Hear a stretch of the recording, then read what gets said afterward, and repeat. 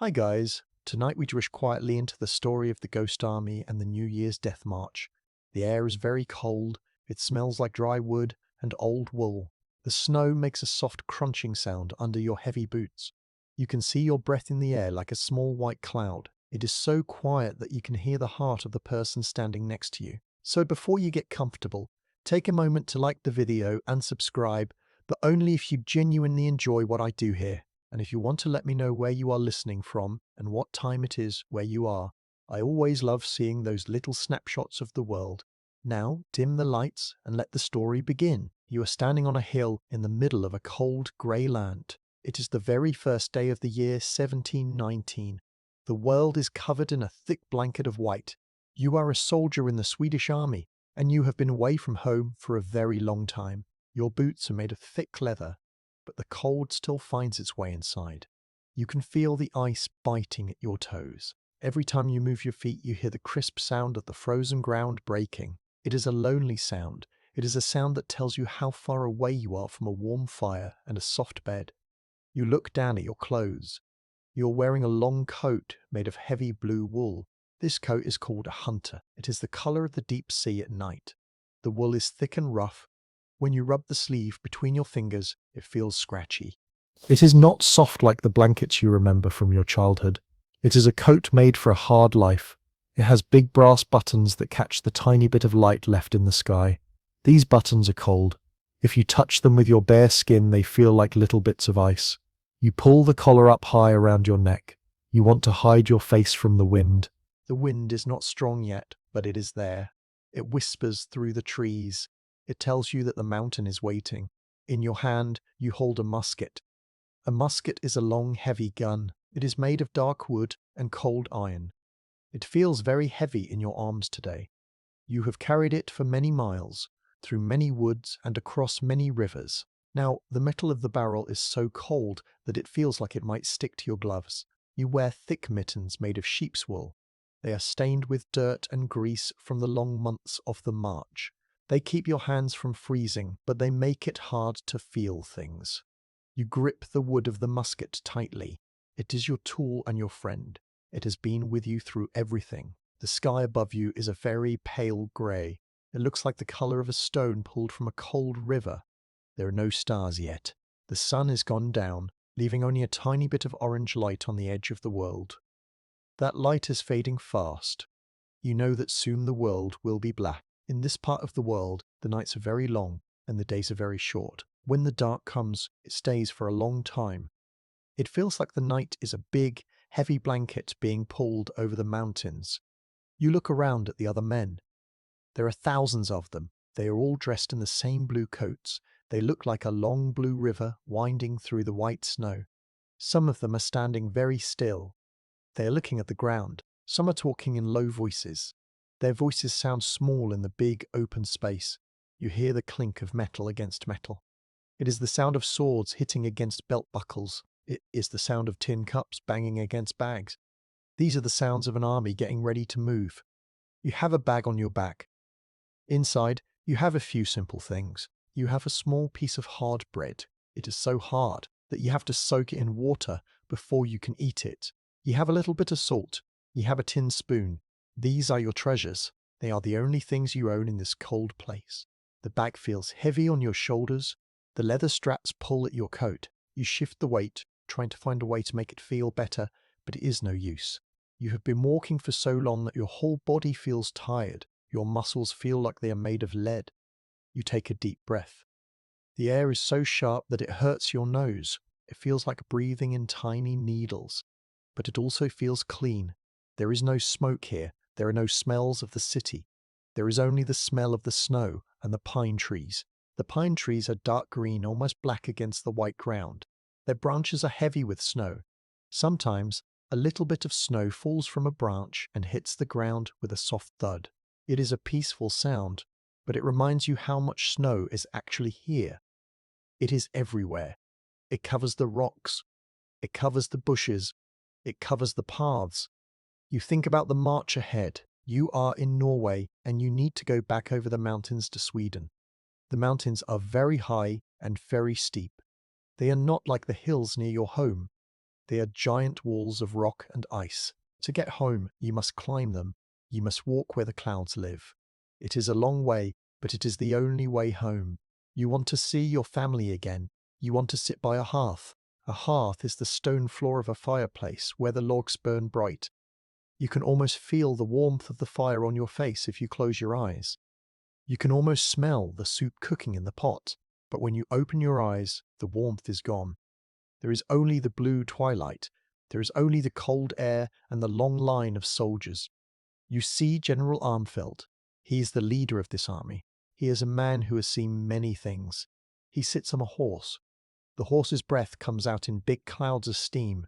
The horses look strong, but even the horse looks tired of the snow. The general looks out at the mountains. He knows the way is hard. He knows the weather can change in a minute. But he also knows that the army cannot stay where it is. There is no food left in this part of Norway. The houses are empty. The barns are bare. To stay is to starve. To move is the only choice. A low whistle blows. It is the signal. It is time to start the march. You hear the boots of the men in front of you start to move. Crunch, crunch, crunch. The sound starts at the front of the line and moves back towards you. It sounds like a giant heart beating. You take your first step. Your boot sinks deep into the snow. You have to lift your knee high to get your foot out. It is hard work.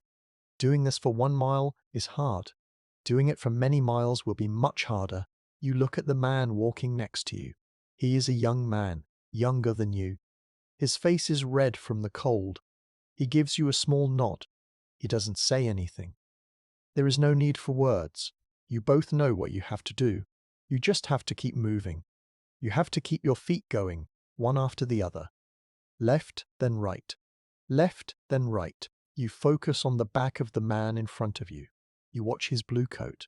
You watch the way his bag bounces. You let your mind go quiet. The forest is starting to thin out. You're moving away from the shelter of the trees. The ground is getting steeper. You can feel the pull in your legs. The snow is getting deeper here because the wind blows it into big piles. These piles are called drifts. Sometimes you step into a drift and the snow comes all the way up to your waist. It is cold and wet. It tries to hold on to you. It tries to pull you down, but you push through. You use your musket like a walking stick to help you stay balanced. You stop for a tiny second and look back. You can see the valley you just left. It looks very far away already. The small wooden houses look like tiny toys. There are no lights in the windows. The people who live there are hiding inside, trying to stay warm. They are lucky. They have roofs. They have walls. You have only the sky and your blue wool coat. You turn back around and face the mountain. The grey sky is turning into a dark purple. The first star of the night appears. It is a tiny, bright dot in the vastness. It looks very cold and very far away. You feel a sense of wonder for a moment. The world is so big and you are so small. The mountains have been here forever and they will be here long after you are gone. They do not care about kings or wars. They do not care about blue coats or muskets. They are just there, made of stone and ice. This thought makes you feel a little bit better. It takes away some of the worry. You are just a small part of a very big story. You take another step. The snow crunches. The wind whispers. The long march has truly begun. You are a watchman of the night, walking into the dark, waiting for the light to return. The snow continues to fall, and the news continues to travel. It moves like a slow wave from the front of the long line back to where you are standing. You see men stop for a second. They lean their heads toward each other. They whisper. Then they look at the ground. Their shoulders drop just a little bit. You wonder what they are saying. You wonder what could make a soldier look so sad in the middle of a mountain pass. Then the word reaches you. It is passed from the man in front of you. He turns his head, his face pale in the twilight, and he says the words that change everything. The king is dead. King Charles XV is gone. He was the man you followed for years. He was the leader who slept on the cold ground just like you did. He ate the same hard bread. He wore the same blue wool. To you and the other soldiers, he felt like he could never be beaten.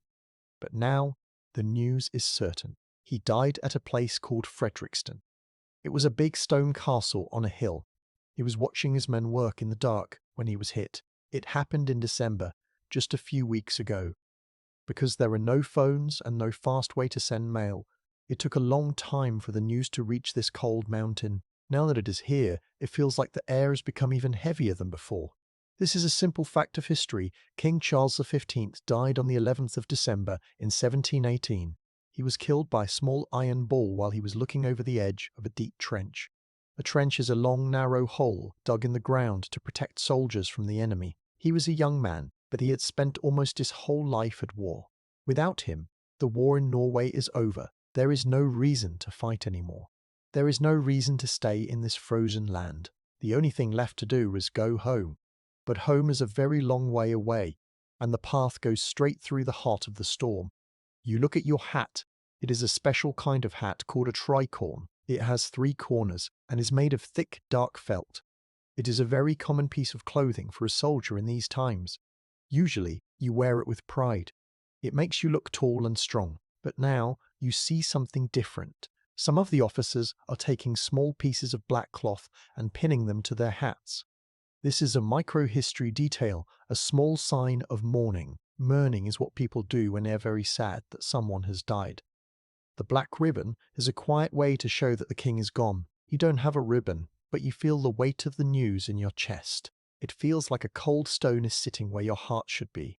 The march goes on, but the feeling is different now. Before, you were an army on a mission. You were moving to win a war. Now you are just thousands of men trying to stay alive. The goal has changed. You are not looking for a battle anymore. You are looking for a border. You are looking for the line on the map that means you are back in Sweden. You want to see the trees of your own forest. You want to see the smoke from your own chimney. The thought of home used to be a dream for the future. Now, it is the only thing that keeps your feet moving. The sun has fully gone now. The world is a deep, dark blue. It is the color of a bruise. The only light comes from the white snow on the ground. It seems to glow with a strange, soft light of its own. It is a very lonely sight. You look at the men around you. They look like shadows. They move slowly, their heads down. No one is singing. No one is telling stories. The only sound is the wind and the steady thump, thump, thump of boots. You realize that you are part of a giant funeral. You are carrying the news of a dead king across the top of the world. You stop for a moment to fix your bag. The leather strap has slipped down your arm. As you stand still, the silence of the mountain rushes in to meet you. It is a very deep silence. It is not like the quiet of a house at night. This is the silence of a place where humans are not supposed to be. It is the silence of the rocks and the ice. You can hear your own breath. It sounds very loud. In, out, in, out, in, out. It is a steady rhythm. It reminds you that you are still alive. You are still warm inside your blue coat. You have work to do. You have a long way to walk before you can sleep. You think about the king. You never met him, but you saw him once from a distance. He was sitting on a tall horse, looking at a map. He looked very calm. He looked like he knew exactly what was going to happen next. Now, no one knows what will happen next. The world has changed in a single moment. You feel a little bit lost. When the leader dies, it feels like the sky has fallen down just a little bit. You have to find your own way now. You have to trust the man in front of you and the man behind you. You have to be your own leader in the dark. You reach into your pocket and find a small wooden button. It fell off your coat a few days ago. You rub the smooth wood with your thumb. It is a simple thing, but it feels real. It reminds you that you are a person, not just a number in a long line. You have a name. You have a family waiting for you. You put the button back in your pocket and start walking again. The snow is getting thinner here on the ridge, but the wind is getting stronger. It pushes against your chest, trying to make you turn back. But you cannot turn back. There is nothing behind you but an empty land and a war that is already over. The mountain feels like a giant sleeping animal. You are walking across its back. You have to be careful not to wake it up. You step over a frozen stream. The ice is clear and dark. You can see the frozen bubbles trapped inside. They look like tiny pearls. Everything is frozen. Everything is still. It feels like the whole world has stopped to catch its breath after hearing the news. You feel a strange sense of peace for a minute. The king is at rest. The war is at rest. Now, you just have to find your own rest. You look up at the stars. They are starting to come out now that the clouds have parted for a brief moment. They are very bright and very cold. They look like silver nails driven into the dark sky. You wonder if people back home are looking at the same stars. You wonder if they know the news yet. Probably not. They're probably sleeping in their warm beds, dreaming of the spring. They don't know that their army is walking through the clouds in the middle of the night. They don't know that the world they knew is gone. You take another step. The snow is harder here. It has a crust on top that breaks when you step on it. Snap, crunch, snap, crunch, snap, crunch. It sounds like breaking glass. The sound echoes off the rocks. You feel the cold air moving through your hair. Your hat keeps your ears warm, but your cheeks feel like they are turning to ice. You rub them with your woolen mittens. The wool is scratchy and rough, but it brings the blood back to your skin. It feels good to feel something, even if it is a little bit of a sting. The line of soldiers stretches out for miles. In the dark, it looks like a long, glowing snake. Each man is a tiny light in the darkness. You are not alone. There are thousands of people just like you, all feeling the same cold and the same sadness. This thought makes the mountain feel a little less scary. You are all in this together. You are a family of soldiers bound together by the blue wool of your coats and the white snow of the march. You keep your eyes on the back of the man in front of you. You watch the way his coat sways. You let the rhythm of the march take over your body. You are a watchman of history, carrying the weight of the past into the cold, dark future. One step. Another step. The mountain is tall, but you are moving. The king is gone, but you are still here. The night is long, but the morning will come eventually. You just have to keep walking until the light finds you again. You find a small, flat rock near the side of the path. It is covered in a layer of dry, powdery snow. You decide to stop for just a minute. Your heart is thumping against your ribs like a bird in a cage. You need to check your gear. In the cold, your gear is the only thing that keeps you part of the living world. If you lose a glove, or if your bag breaks, the mountain will notice. You carefully slide the heavy straps off your shoulders. The weight leaves you so fast that you feel like you might float away into the dark sky. Your shoulders feel light and strange, but also very sore. You set the bag down on the rock with a soft thud. This bag is your whole world. It is a simple bag made of heavy canvas and dark leather. It smells like old sweat, dry grain, and the smoke from 100 different campfires. It is not a pretty thing, but it is strong. You run your hands over the leather straps. They are cracked and worn from the rain and the sun, but they are still holding. You check the buckles. They are made of dull metal. You want to make sure they are tight. If a strap snaps while you are climbing a steep cliff, you might lose everything you own. In the year 1719, a soldier has to carry everything on his back. This is a simple fact of your life. There are no wagons coming behind you with extra blankets or fresh meat. The supply lines, which are the roads and paths used to bring food to an army, are all broken or blocked by snow. You are carrying your own life in this bag. You open the top flap of the bag. The first thing you see is your spare pair of socks. They are made of thick grey wool. They are not clean, but they are dry. Keeping your feet dry is the most important thing you can do. If your feet get wet and then freeze, you will not be able to walk.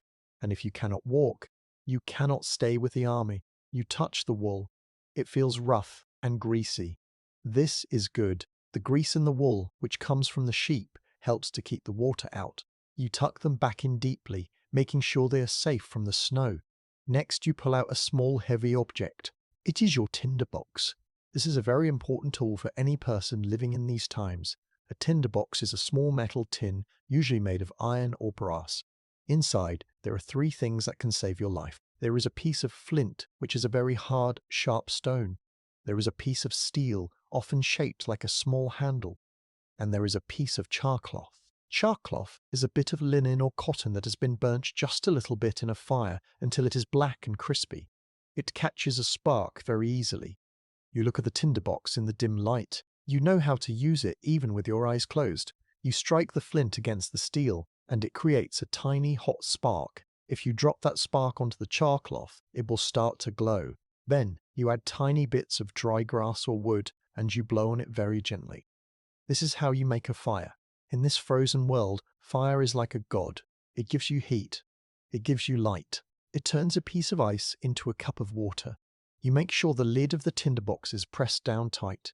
You cannot let any moisture get inside. If the charcloth gets damp, it will not catch the spark, and you will be left in the cold. You reach further into the bag and feel something hard. It is your bread. This is not soft bread, like you would find in a warm kitchen. This is knäckebröd, a type of Swedish hard bread. It is shaped like a flat, round cracker with a hole in the middle.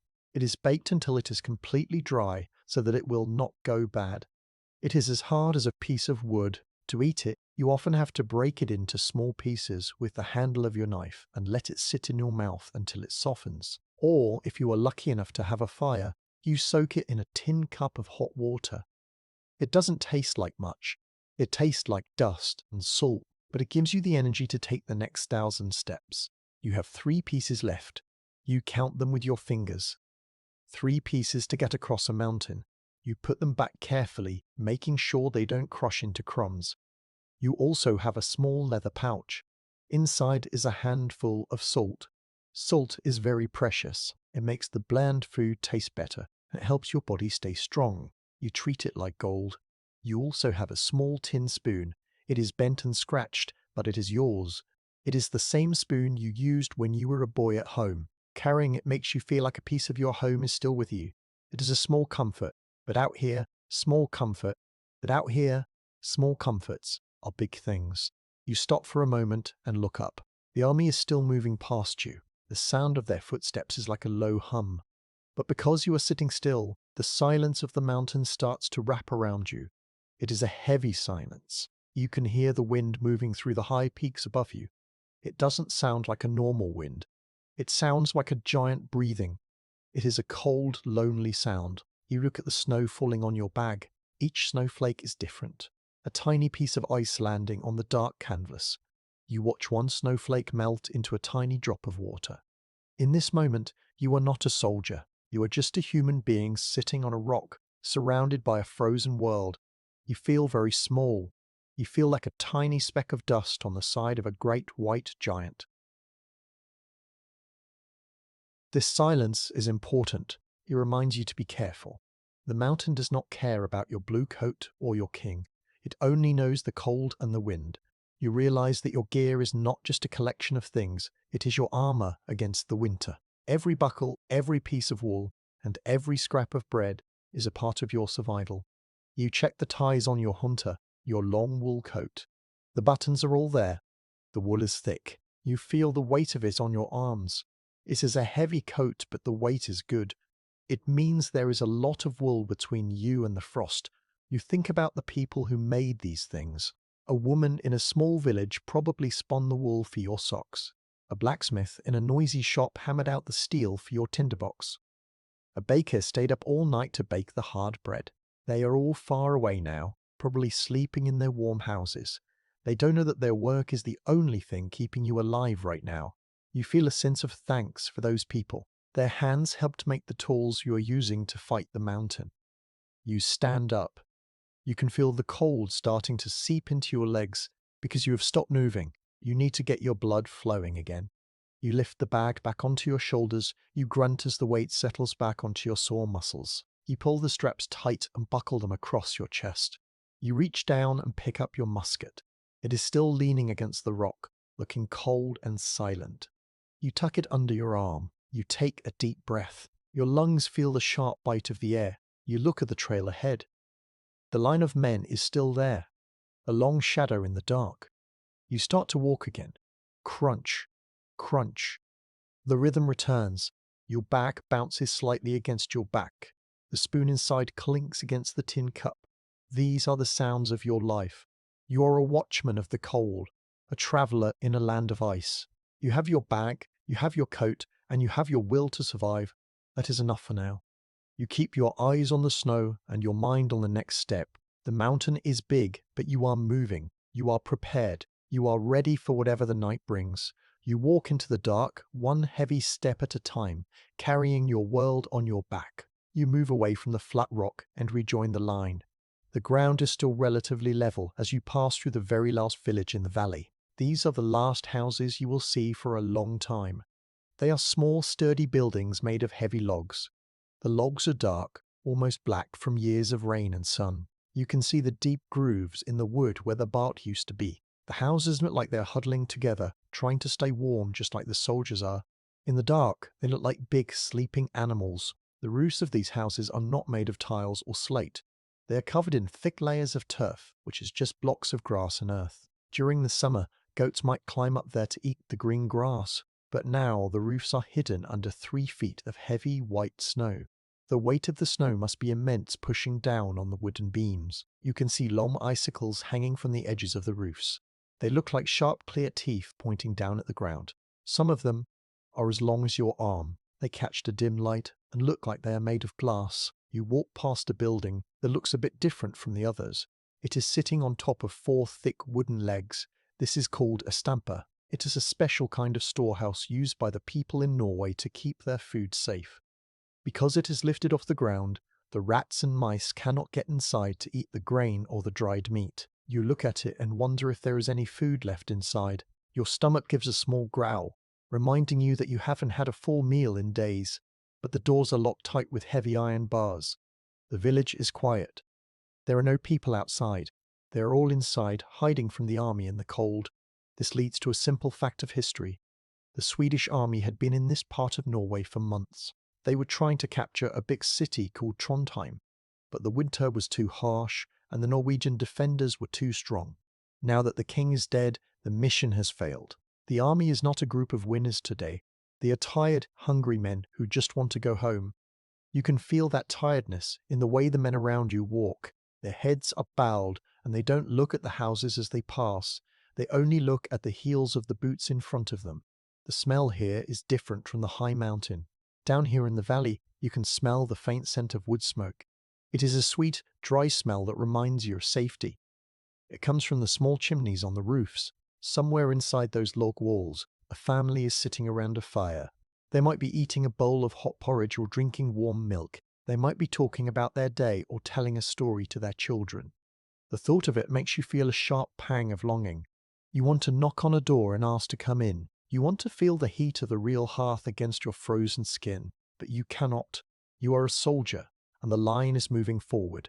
You must move with it. The path through the village is narrow. It is made of packed dirt and stones, now covered in a layer of slippery ice. You have to be careful where you step. If you fall, the man behind you might trip over you. You watch the ground closely. You see the tracks of a small sled that a child might have pulled earlier in the day. You see the footprints of a dog. These are signs of normal life. They seem so strange to see when you are part of a giant machine of war. You feel like a ghost passing through a world that doesn't belong to you anymore. You pass a small wooden fence. The wood is grey and splintered. You reach out a hand and let your woolen mitten brush against the top of a fence post. It feels rough and cold. There is a thin layer of frost on the wood that feels like tiny grains of sugar. This is a microhistory detail. The fences in these mountain villages were built very high to keep the deep snow from burying the parts between the barns. Even so, the snow is almost as high as the fence now.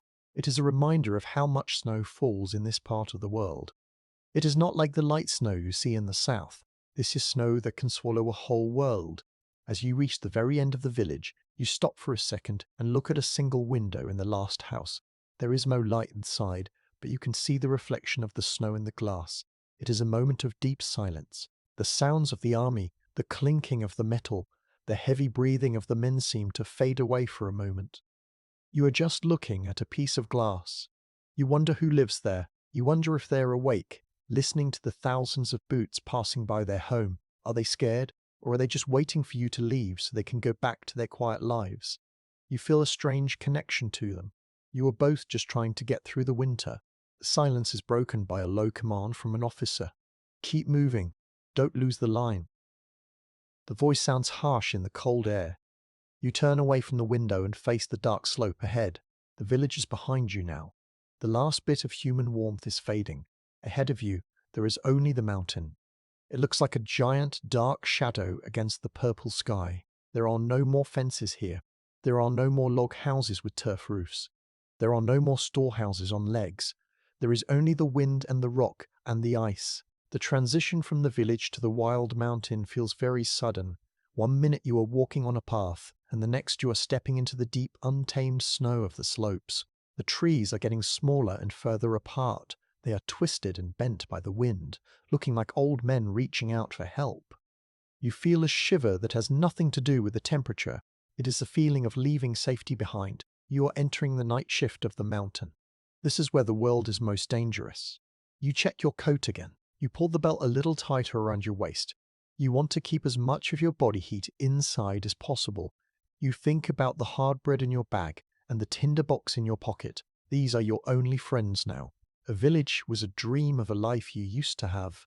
The mountain is the reality of the life you have now. You must be strong. You must be brave. You must be like the logs of those houses, hard and steady and able to stand against the weight of the snow.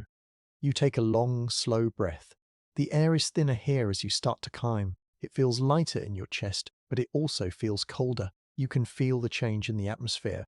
The wind is starting to pick up a little bit of speed. It makes a low whistling sound as it moves through the needles of the last few pine trees. It is a lonely sound.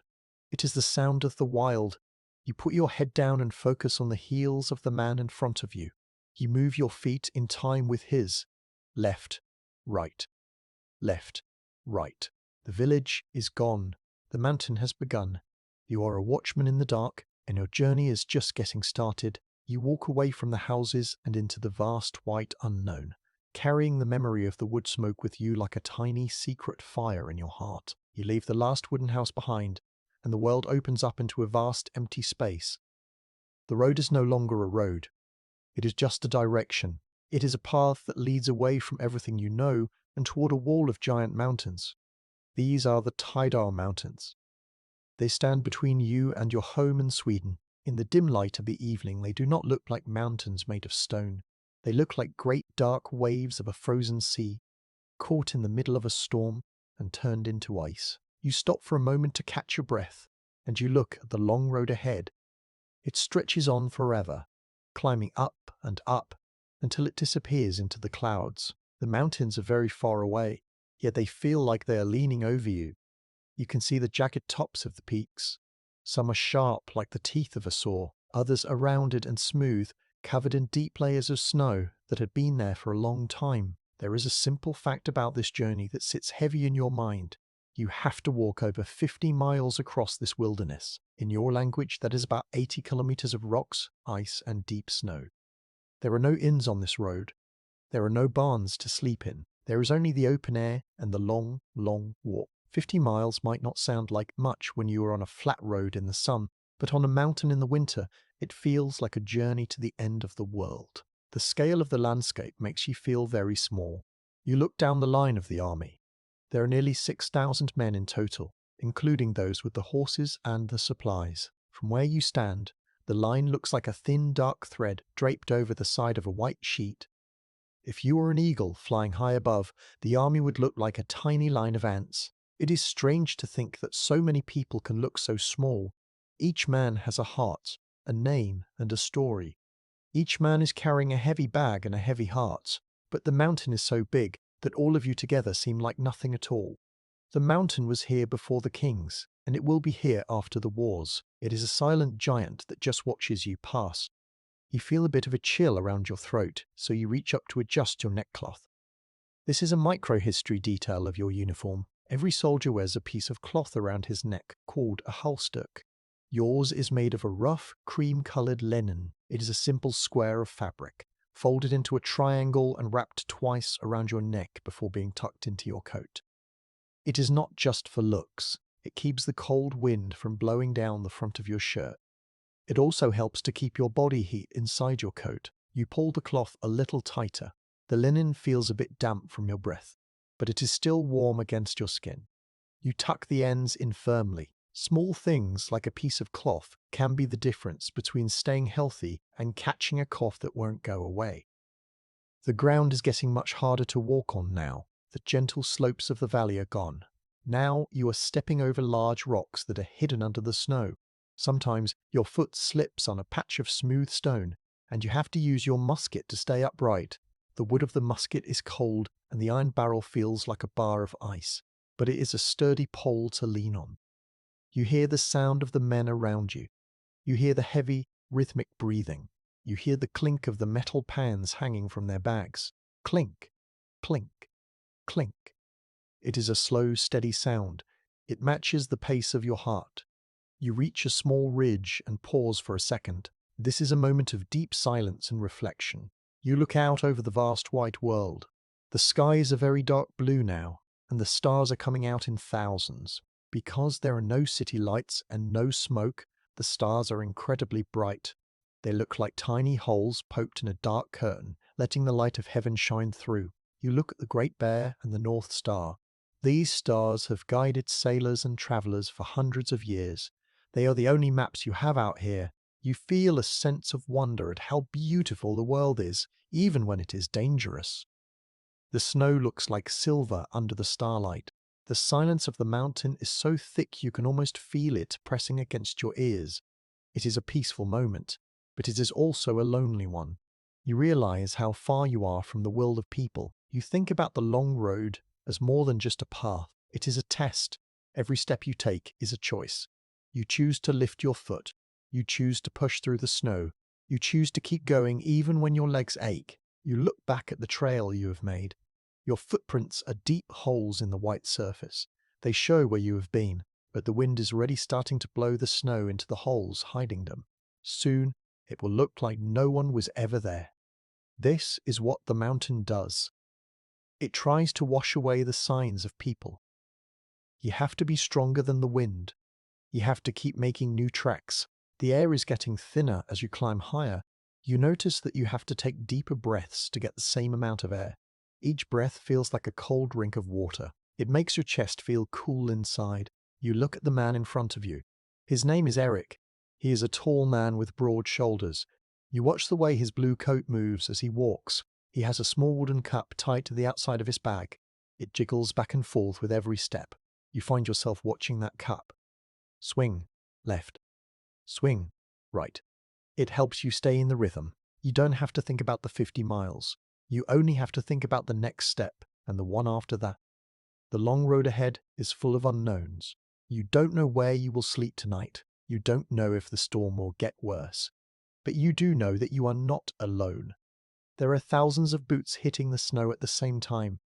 There are thousands of blue coats moving together. You are part of a great movement of people. You are a watchman of the night, guarding the line as you move through the dark. You feel a sense of duty to the men around you. If someone falls, you will help them up. If someone loses their way, you will call out to them. You take another step. The snow is crisp and dry here. It doesn't stick to your boots. It just crumbles like white sugar. You look up at the mountain peaks again. They seem a little bit closer now, but you know they are still miles away. The road is long, and the night is just beginning. But you have your warm neckcloth, your sturdy musket, and your steady heart. You move forward, leaving the valley and the village far behind. You are walking into the heart of the mountains, a tiny blue speck in a vast white world, moving slowly but surely toward the place where the sun will eventually rise. You are a traveler on the long road, and you will keep walking until the journey is done. The wind whispers to you, but you do not listen. You only listen to the sound of your boots in the snow. Crunch, crunch, crunch. One step at a time, 1 mile at a time. The mountain is waiting, and you are ready. The light of the day is almost gone now. The sky has turned a deep, dusty purple, like the skin of a grape. You find yourself in a small hollow between two large rocks. It is a lucky find. The rocks act like walls, keeping the sharpest parts of the wind away from you. The order is given to rest for a short while before the real climb begins. You can see other small groups of men doing the same. They look like little clusters of blue shadows huddled together in the dim light. This is a moment to find a bit of warmth. In this frozen world, warmth is more valuable than gold or silver. You and 3 other soldiers decide to build a small fire. It will not be a big, roaring fire like the ones in a village tavern. It will be a tiny, shy flame, just enough to warm your hands and perhaps melt a little bit of snow for water. One of the men, a quiet soldier named Johann, has been carrying a small bundle of dry pine branches. He has been saving them for a moment just like this. He lays them out on a flat piece of stone. if you put the fire directly on the snow will melt and put the fire out. You must be clever when you are living on a mountain. Johan reaches into his bag and pulls out a small piece of wood that smells very strong. This is a piece of fatwood, or what you call tierra. This is a microhistory detail. Fatwood is a piece of pine that is full of sticky resin, the sap of the tree. It burns very easily and stays lit even if it is a bit damp. He uses his small knife to shave off thin curls of the wood. They look like little golden ribbons. He piles them up in the center of the branches. You watch his hands. They're red and shaking from the cold, but he is careful. He knows that he might only have one chance to get this right. You reach into your own pocket and pull out your tinderbox. You hand him the piece of charcloth you checked earlier. He places it near the wood ribbons. Then he takes the flint and the steel. Clack, clack, clack. The sound of the metal hitting the stone is sharp in the quiet air. A few sparks fly, looking like tiny falling stars. One spark lands on the black cloth. It begins to glow a soft, bright orange. Johan leans in very close. He breathes on it, a slow and gentle puff of air. The glow gets brighter. A tiny wisp of white smoke curls up. Then a small yellow flame licks the wood shavings. The fire is born. You all lean in closer. You hold your hands out toward the tiny flame. At first, you cannot feel anything because your fingers are so numb. They feel like pieces of wood attached to your arms. But slowly, a tingle starts. It is a strange feeling, almost like tiny ants crawling under your skin. Then comes the warmth. It feels like a soft touch. You watch the orange light dance in the palms of your woolen mittens. You can see the dirty threads and the small holes in the fabric. The light makes the snow around the fire look like orange sugar. It is the most beautiful thing you have ever seen. This brings us to a simple fact of history. As the Swedish army moved higher into the Tidal Mountains, they left the tree line behind. The tree line is the height on a mountain where it becomes too cold and the wind becomes too strong for trees to grow. Above that line, there is no wood to find. There are no branches to pick up. If you want a fire on the high peaks, you have to carry the wood with you from the valley below. This means that for many of the soldiers, this fire at twilight is the last bit of heat they will feel for several days. Knowing this makes the tiny fire feel even more precious. You look at the small pile of branches and wish you could make them last forever. One of the other men pulls a small clay pipe from his pocket. It is a short pipe, blackened by smoke. This is a common thing for a soldier to have. He fills it with a tiny bit of dried tobacco. He takes a small burning stick from the fire and lights his pipe. He takes a long breath and closes his eyes. The smell of the tobacco smoke mixes with the smell of the burning pine. It is a rich, earthy smell. It reminds you of old men sitting on benches in the sun. For a few seconds, the soldier looks like he is somewhere else. He is not on a frozen mountain. He is back home in his village, resting after a long day of work. You watch the smoke from his pipe drift up into the dark sky. It disappears almost instantly, taken by the cold air. You sit in silence for a long time. This is a moment of deep reflection. You look at the faces of the men around you. The firelight casts long, flickering shadows across their cheeks. They look older than they really are. You see the lines of worry and the tiredness in their eyes. But you also see a quiet strength. No one is complaining. No one is shouting. You are all just sharing this small circle of light. The silence of the mountain is all around you. But inside this little hollow, there is the sound of the fire crackling. It is a small, busy sound pop, hiss, crack. It makes the world feel a little bit smaller and a little bit safer. The heat of the fire only reaches your face and your hands. Your back is still very cold. You can feel the frost trying to creep through your thick blue coat. It is a strange feeling to be hot on one side and cold on the other. You turn around for a moment to let the fire warm your shoulders. You look out at the dark world beyond your rocks. The line of the army is still there, but many men have stopped to make their own small fires. The mountainside is dotted with hundreds of tiny orange sparks. It looks like the stars from the sky have fallen down to rest on the snow. It is a hauntingly pretty sight. It shows you that you are part of a huge group of people, all trying to stay warm together. You think about how lucky you are to have this moment. You think about the soldiers who couldn't find a place to hide from the wind. You think about the horses standing in the dark, their heads hanging low. You reach out and touch the stone next to you. It is cold and hard, but the fire has warmed it just a little bit. You feel a sense of peace. In the middle of a hard march, these small moments of rest are what keep your spirit alive. They give you the courage to keep going. The fire is starting to burn down now. The branches are turning into red coals. Johan reaches out and pushes the coals together with a stick to keep the heat in. You know that soon the fire will be gone. You will have to stand up and leave this warm hollow. You will have to face the wind again. But for now, you just stay still. You watch the last few sparks fly up into the night. They look like tiny orange birds. They fly high for a second, dancing in the air, and then they go out. They disappear into the vast black sky. You take a deep breath. The air is very cold, but the smell of the smoke is still in your nose. You feel a little bit stronger now. The heat has moved from your hands up into your arms. Your heart feels a bit warmer too. You look at your friends. They are starting to pack their things. The rest is almost over. You reach for your musket and pull it close. It is still cold, but you are ready to carry it again. You take one last look at the glowing coals. They look like little eyes watching you from the ground. You will remember this fire. You will remember the smell of the pine and the way the light hit the snow. You stand up slowly, feeling your muscles stretch. The twilight is gone. The night is here. And the mountain is calling you to climb. You step out from behind the rocks and back into the long blue line. The small fire is now just a pile of red coals, but the heat is still there if you stay close. You reach into your heavy canvas bag once more. Your body feels like a small stove that is running out of wood. To keep your inner heat going, you must put something in your stomach. You pull out one of the flat, round pieces of hard bread you checked earlier. In the dim light, it looks like a thin grey circle of stone. This is your dinner. It is not much, but it is all you have.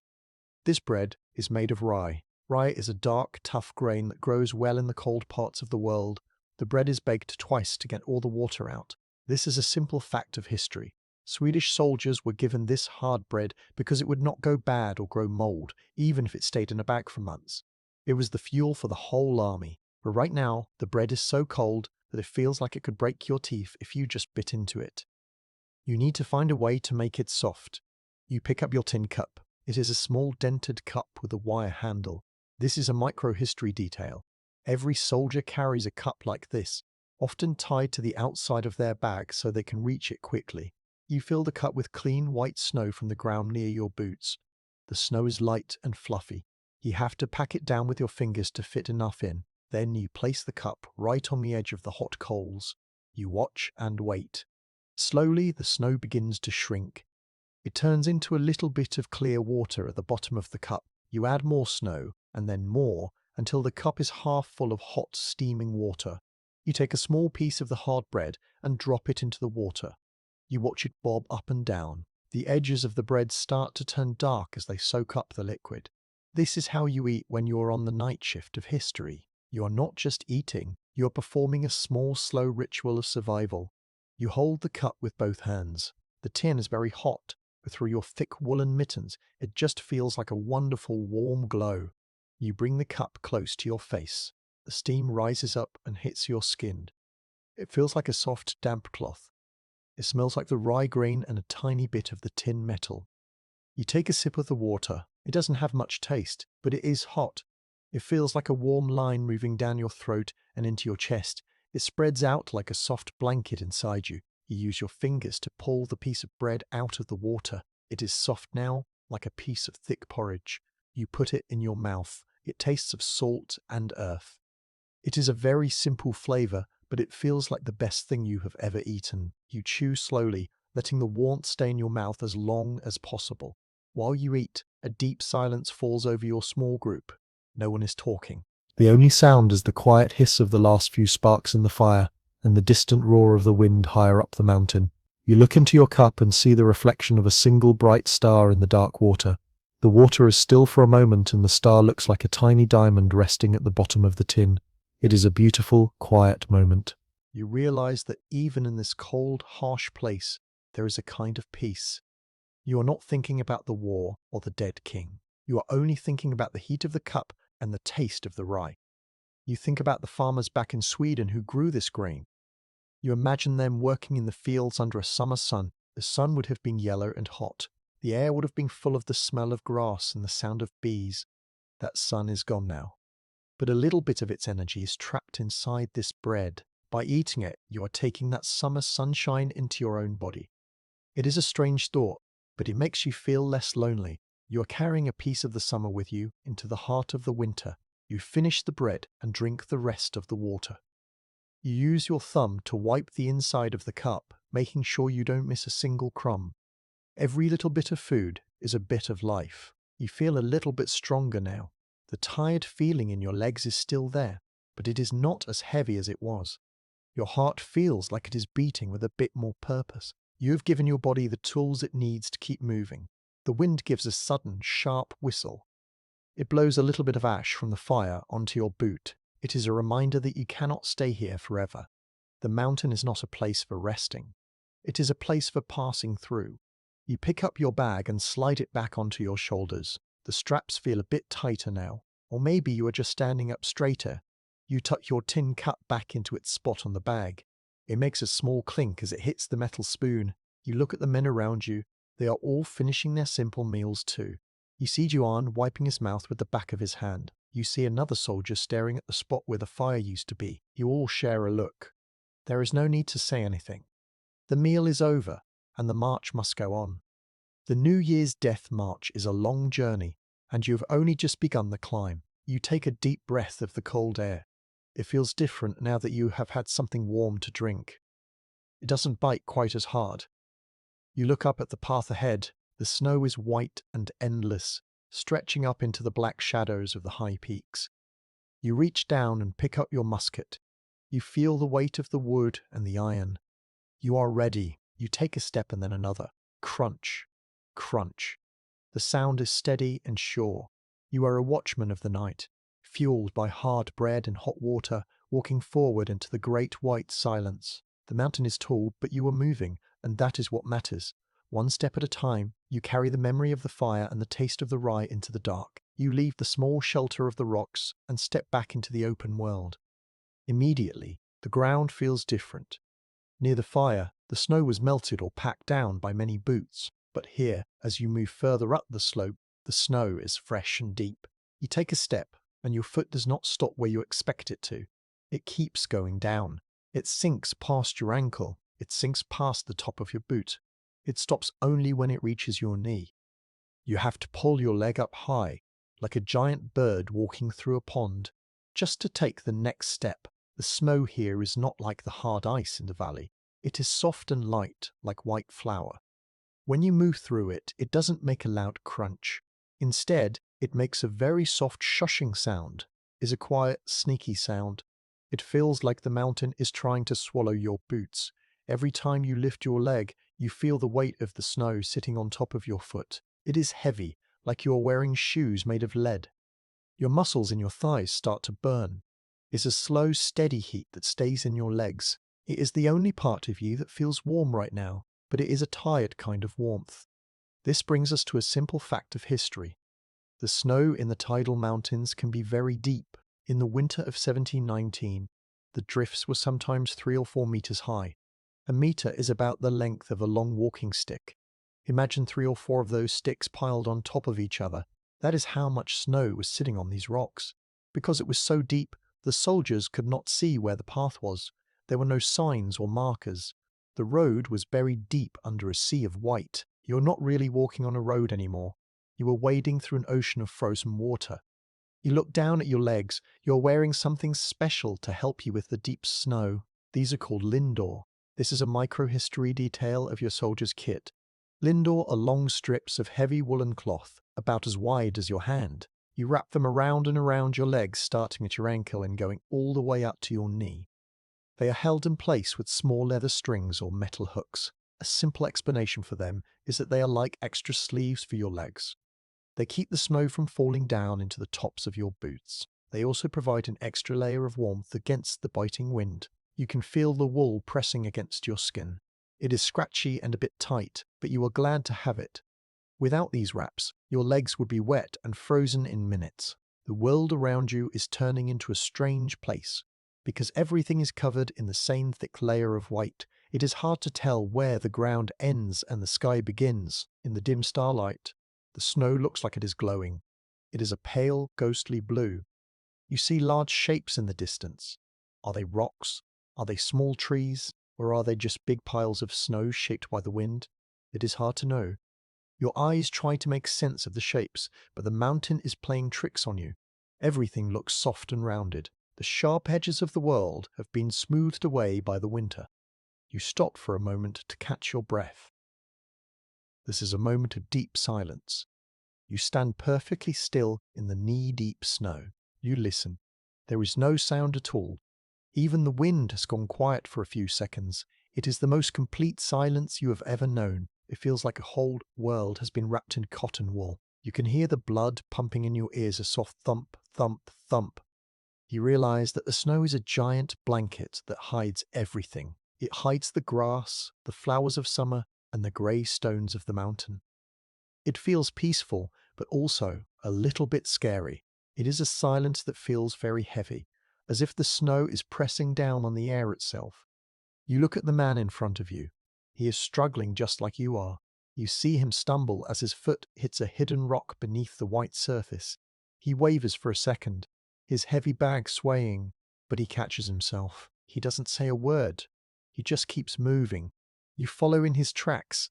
This makes the walking a little bit easier. The man in front has already pushed the snow down, leaving a small path of packed white. You try to step exactly where he stepped. It is like a dance. Left foot in his left print, right foot in his right print. You focus all your energy on those holes in the snow. They are your only guide. The cold is starting to move up from your feet. Even with the woolen wraps and the thick leather of your boots, the frost is very strong. It feels like the snow is trying to steal the heat from your bones. You wiggle your toes inside your boots. It is important to keep them moving. If you can feel them, they are okay. You tell yourself that you will feel the warmth of a fire again soon. You imagine the feeling of dry socks. You imagine the feeling of a wooden floor beneath your feet instead of this shifting, soft powder. These thoughts are like little sparks of hope that keep you from giving up. You look out at the line of the army. It is a long, dark curve against the white slope. You see the horses too. They are having a very hard time. Their long legs sink deep into the snow, and they have to jump and heave to move forward. You see the steam rising from their backs. The animals are working just as hard as the men.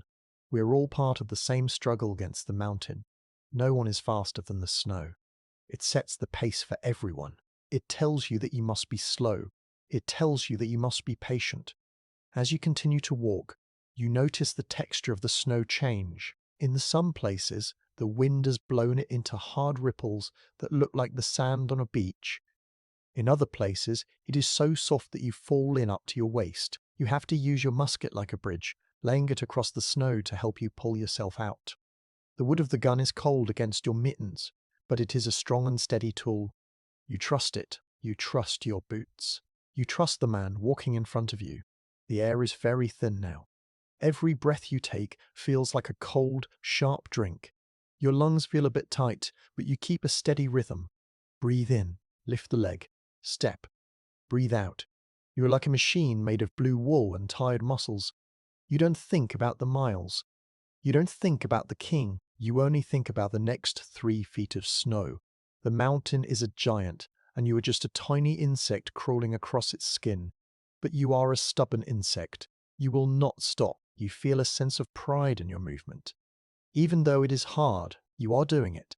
You are walking where few people have ever walked in the middle of winter. You are part of the night shift, the people who keep going when the rest of the world is asleep and warm. You look up at the stars again. They seem to be cheering you on with their cold, bright light. You take another step. The snow gives way. You lift your knee high. Shush. Shush. The sound of your journey continues. You are a watchman of the white wilderness, and you are moving forward, one deep step at a time. The mountain is deep, but your will is deeper. You keep walking into the heart of the white world. The deep snow is still there, pulling at your knees, but something new is happening in the air. For a long time, the world was very still. It was quiet and heavy, but now, as you climb higher toward the top of the ridge, the air begins to move. At first, it is just a tiny tickle on your skin. It feels like a small bird's wing brushing against your cheek. It is almost a nice feeling, a break from the stillness, but within a few minutes that tickle turns into a steady push. The wind has found you. It has come down from the high peaks to see who is walking on its mountain. You can hear it before you feel it. It makes a low, hollow sound as it moves through the gaps in the rocks. It sounds like someone is blowing across the top of a big empty bottle. Hoo! Woo! It is a lonely sound. It tells you that there are no trees left here to break the wind's path. Down in the valley, the pine trees stood like a fence, catching the breeze and turning it into a soft sigh. Up here, there is nothing. The mountain is bald and grey. The wind can run as fast as it wants, and right now, it is running straight toward you. You feel the first real gust hit your chest. It is not just air. It is cold. It is a cold so sharp that it feels like someone has thrown a bucket of icy water against your blue wool coat. The wind doesn't just stay on the outside of your clothes. It is clever. It looks for every little gap. It finds the space between your buttons. It finds the spot where your mittens end and your sleeves begin. It finds the edge of your hat. You feel a sudden shiver run from your neck all the way down to your toes. Your body tries to curl up, to become small and hide from the breeze, but you have to keep standing straight. You have to keep walking. This brings us to a simple fact of history. Back in the year 1719, the world was in a time called the Little Ice Age. This was a period of hundreds of years when the Earth was much colder than it is today. The winters were longer, the ice was thicker, and the storms were much more powerful. When you walk on this mountain, you are not just fighting a normal winter, you are fighting the coldest part of a very cold century. The wind you feel is part of that history. It is a wind that has been frozen for a long time. You reach up to fix your head covering. This is a micro-history detail of your life. As a soldier, you are wearing a piece of gear called a skin hoover. This is a heavy cap made of leather and lined with thick sheep's wool. It has long flaps that come down over your ears and can be tied under your chin. You pull the leather strings tighter. You want the wool to press hard against your ears. The wind is so loud now that it makes your ears ache, but the skin hoover helps to dull the noise. You feel the rough leather under your fingers. It is cold and stiff, but is strong. It is your shield against the bite of the air. You tuck your chin down into your woolen neckcloth, trying to leave as little skin showing as possible. The wind is starting to lift the snow off the ground. This is not falling snow from the clouds. This is drift snow. The wind picks up the light, dry powder from the surface and whirls it around in the air. It looks like white smoke dancing across the ground. Sometimes a big gust catches a pile of snow and throws it right into your face. The tiny ice crystals hit your skin like grains of sand. They sting. They make you want to close your eyes, but you must keep them open. You have to see the man in front of you. If you lose sight of his blue coat, you will be alone in the white world. You stop for a moment and lean against a large frozen rock. This is a moment of deep silence and reflection. Even though the wind is roaring all around you, if you press your ear against the stone, the world feels different. The rock is solid. It has been here for thousands of years. It doesn't move when the wind pushes it. It doesn't feel the cold. You wish, just for a second, that you could be like the stone. You wish you could be that strong and that still. You listen to the way the wind screams as it hits the sharp edges of the rock. It sounds like a choir of voices, all singing a song with no words. It is a beautiful sound, but it is also very sad. It reminds you how big the mountain is and how small you are. You are just a tiny person with a heavy bag trying to get home. The air is getting harder to breathe because the wind is blowing so fast. When you open your mouth to take a breath, the wind tries to suck the air right back out of your lungs. You have to turn your head away from the breeze just to get a good gulp of oxygen. The air tastes like ice and metal. It makes the inside of your nose feel dry and tight. You can feel the moisture from your breath freezing on the wool of your neckcloth. It turns into a hard crust of ice. It feels heavy and cold against your skin, but you don't dare pull it away. Even a frozen cloth is better than the bare wind. You look at the line of soldiers. Everyone is leaning forward now. It looks like the whole army is bowing to the mountain. No one is walking upright anymore. You have to push your body against the wind, using your weight to keep from being knocked over. Your legs are tired from the deep snow, and now they have to work even harder to keep you balanced. Every step is a battle. You lift your foot, the wind tries to push it to the side, and you have to force it back down into the white powder. Step, push, push, step, push. It is a slow, rhythmic fight. The color of the world is changing too. The dark purple of the evening is turning into a hazy, dusty grey. The wind is filling the air with so much snow that you can no longer see the stars. The bright, cold lights in the sky are hidden behind a curtain of white. This makes the world feel much smaller. You can only see about 10 feet in front of you. Beyond that, there is only the whiteout. This is when the ground and the sky look exactly the same. It feels like you are walking inside a giant glass of milk. It is very easy to get dizzy. You keep your eyes fixed on the man in front of you. You watch the way his bag bounces.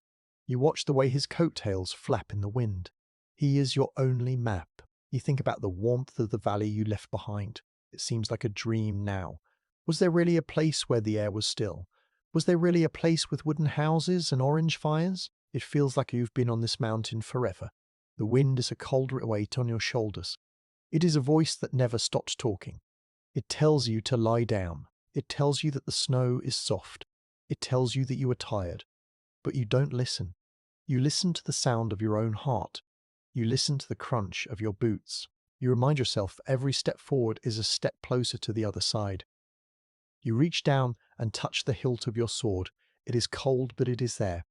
You touch the wood of your musket. You are still a soldier. You are still the history watchman of this night. You are the guardian of your own life. You take a deep breath, turn your face back into the wind, and push off from the rock. The breeze is stronger now, but so are you. You have survived the first mile of the wind, and you will survive the next. You move back into the line, a blue shadow in a grey world, walking steadily into the heart of the growing storm. The mountain is beginning to show its true power, but you keep your head down and your feet moving. One step, another step. The wind blows, but the march goes on. The path you are on is no longer a path. It has become a wall. You are now truly climbing the Tidal Mountains, which are part of a giant range of peaks called the Sealand Mountains. These mountains form a natural border between Norway and Sweden. They're like a jagged spine made of stone that runs down the middle of the land. In the year 1719, people thought of these peaks as a place of myth and danger. Very few people ever tried to cross them in the middle of winter. As you look up, the mountain seems to go on forever. It is not just a hill. It is a giant that reaches all the way into the belly of the clouds. The ground under your feet is very steep now. You are no longer just walking. You are leaning your whole body forward to keep from falling backward. The deep snow is still there, but beneath it, the ground is hard and rocky. Sometimes, when you step down, your boot finds a flat piece of stone, but other times you step onto a loose rock that shifts under your weight. You can hear the sound of stones tumbling down the slope behind you. Platter, plack, thud. The sound is small, but it echoes in the cold air. It reminds you how high up you are. If you look back, you cannot see the valley anymore. You are high above the world of trees and houses. Every step takes a lot of work. You have to use your muscles in a way you haven't used them before. You feel a deep, steady pull in the back of your legs. It is a slow burn, like a candle melting. You lift your knee high, push your boot into the snow, find a solid spot on the rock, and pull your whole body up. Then you do it again, and again. You are moving very slowly. You feel like a snail crawling up the side of a giant grey bowl. The air is thinner here, and you find yourself gasping for breath. Each breath is a cold, sharp sting in your chest. You have to stop every few minutes just to let your heart slow down. When you stop, you can feel your heart beating against your ribs. Thump, thump. Thump, thump. It is the only warm thing left in the world. To help you climb, you are using your musket like a staff. A staff is a long, strong stick used for walking. You grip the cold wooden stock of the gun with your mittens. You jam the iron barrel into the snow and lean your weight on it. The metal makes a dull plink when it hits the stone underneath. This musket was made to be used in battle, but right now it is a tool for survival. It helps you keep your balance when the wind tries to push you over. It is like having a third leg. You trust the wood not to break. You trust the iron to hold firm. It is a heavy thing to carry, but you are glad for the help it gives you. As you climb, you feel a weight pulling at your shoulder. This is the leather belt that holds your sword. In the army, this belt is called a kanging. This is a micro-history detail of your life. The kang is a very thick, white strap made of cowhide It is colored a dull yellow or off-white. It goes over your right shoulder and hangs down across your chest to your left hip. At the bottom, there is a large leather pouch that holds your sword, which is called a comet sverhudger. The sword is long and heavy, with a brass handle. Every time you take a step up the mountain, the sword hits against your leg. Thump, thump. It is a rhythmic sound that matches the beating of your heart. The leather of the belt is old and stiff from the cold. It rubs against your blue wool coat, making a soft creaking noise. Creak, thump, creak, thump, creak, thump. It is the sound of a soldier on the move. The wind is much stronger now that you're higher up. It doesn't just blow past you, it tries to get under your clothes. It feels like the mountain is trying to peel your coat off your back. You pull your ginghang tighter, trying to pin your coat against your body. You want to keep the warmth of your skin trapped inside the wool. You can see the snow being whipped off the peaks above you. It looks like long white hair flying in the wind. The sky is a very dark, cold grey. You can no longer see the stars. The clouds have moved in, and they look heavy and full of more snow. You reach a small flat ledge and decide to stop for a moment. This is a moment of deep silence and reflection. You turn around and look out over the edge. You are standing above the clouds. Below you, the world is a sea of grey and white mist. You can see the tops of smaller mountains sticking out of the clouds like islands in an ocean. It is a very strange and beautiful sight. It feels like you have left the earth behind and walked into a different world. You are in the land of the sky. The silence here is different from the silence in the woods. It is a thin, ringing silence. It makes you feel very small, but also very light. For a second, you forget about the cold. You forget about the war. You are just a witness to the greatness of the mountain. You are the history watchman, standing on the edge of the world. You look at your hands. Your mittens are covered in a thin layer of frost. The wool looks like it has been dipped in sugar. You rub your hands together to keep the blood moving. You can feel the shape of your fingers inside the mittens, which is good. As long as you can feel them, they are not frozen. You think about the path ahead. You can see the line of soldiers stretching up the slope above you. They look like a long, dark chain. Each man is a link in that chain. If one man stops, the whole chain has to stop. You feel a sense of duty. You cannot be the one who breaks the chain. You have to keep moving for the sake of the men behind you. The climb is getting even steeper. In some places, you have to use your free hand to grab onto the rocks. The stone is very cold, even through your mittens. It feels like touching a block of ice. Some of the rocks are covered in a slippery layer of frost. You have to be very careful where you put your weight. One slip could send you sliding down the mountain. You find a rhythm. Reach with the hand. Push with the musket. Lift the leg. Step. Breathe. You repeat this over and over in your head. It becomes a kind of song. It helps you forget how tired you are. It helps you forget the burning in your muscles. You notice that the light is changing. It is no longer dark purple. It is a strange, dusty grey. This is because the wind is filling the air with tiny crystals of ice. They are so small you can't see them individually, but together they make the air look thick. It is like walking through a frozen fog. This makes it hard to see more than a few feet in front of you. You have to stay very close to the man ahead. You could just see the shadow of his blue coat and the white strap of his ginghang. If he moves too fast, he disappears into the grey. You hurry your steps to catch up. You don't want to be alone on this ledge. You think about the history of this place. These mountains have seen many storms. They've seen the seasons change for thousands of years. They don't care about the year 1719. They don't care about the Swedish army. They don't care about the Swedish army. They are just stone and ice. This thought makes you feel a bit better. The mountain is not your enemy. It is just a place. It is not trying to hurt you. It is just being a mountain. It is up to you to find the strength to cross it. You take a deep breath, feeling the cold air fill your lungs. You grip your musket tighter. You look up at the next ridge. It looks like a giant stair made of rock. You lift your boot and place it on the next step. The night shift of the mountain is the hardest work you've ever done. But you are doing it. You are climbing higher and higher. You are leaving the world of men behind and entering the world of the high peaks. You can feel the power of the mountain in every rock and every gust of wind. but you can also feel the power in your own legs. You are a soldier of the north. You were born for the cold. You take another step. The leather of your belt creaks. The musket clicks against the stone. You move forward, one steep step at a time, climbing into the heart of the great grey silence. The top is still far away, but you are closer than you were. You keep your eyes on the rock and your mind on the march. Step by step, you climb. You reach the top of the steep bridge and stand for a moment. The hard climbing is done for now, but the world looks very different than it did an hour ago. When you started this climb, you could see the stars. They were bright and sharp. Now the stars are gone. It is as if someone has pulled a thick, heavy curtain across the windows of the sky. You look up and see nothing but a vast, flat grey.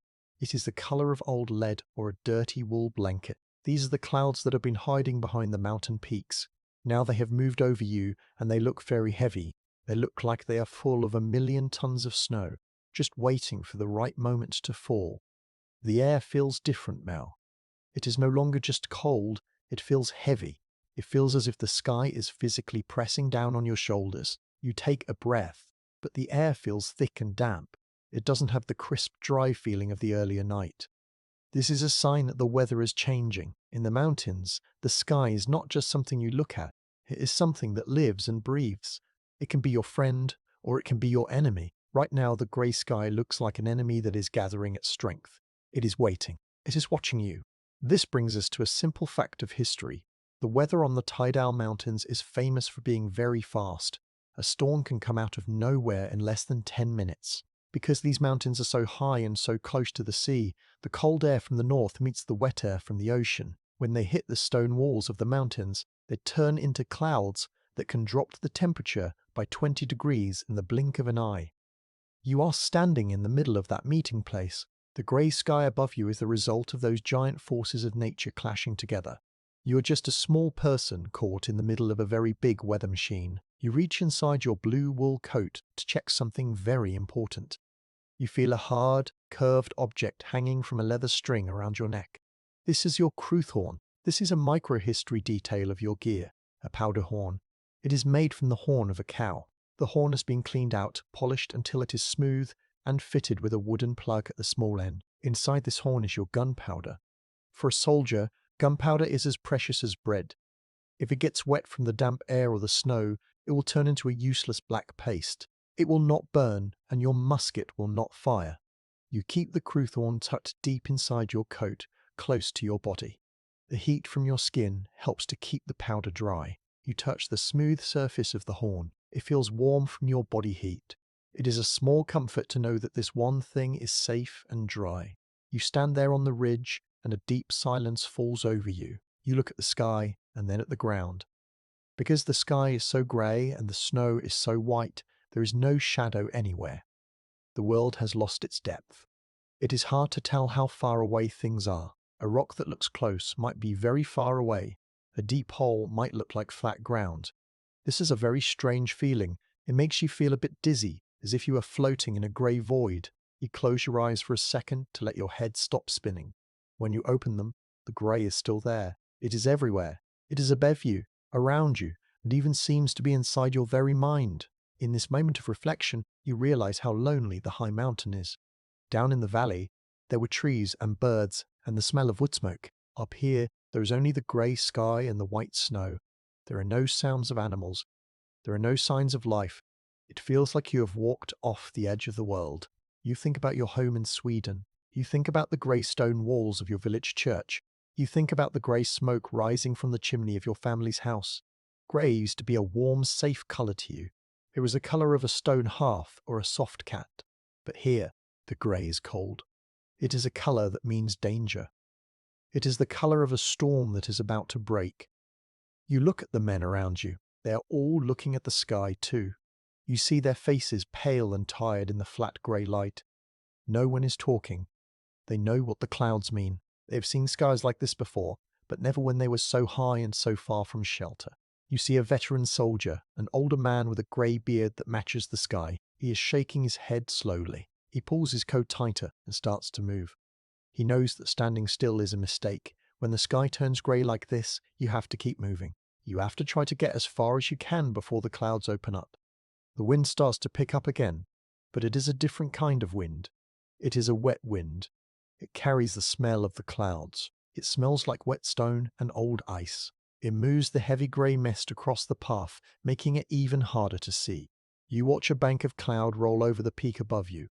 It looks like a giant slow-moving wave made of smoke. It swallows the rocks. It swallows the path. And then it swallows the men at the front of the line. You watch them disappear into the grey, one by one.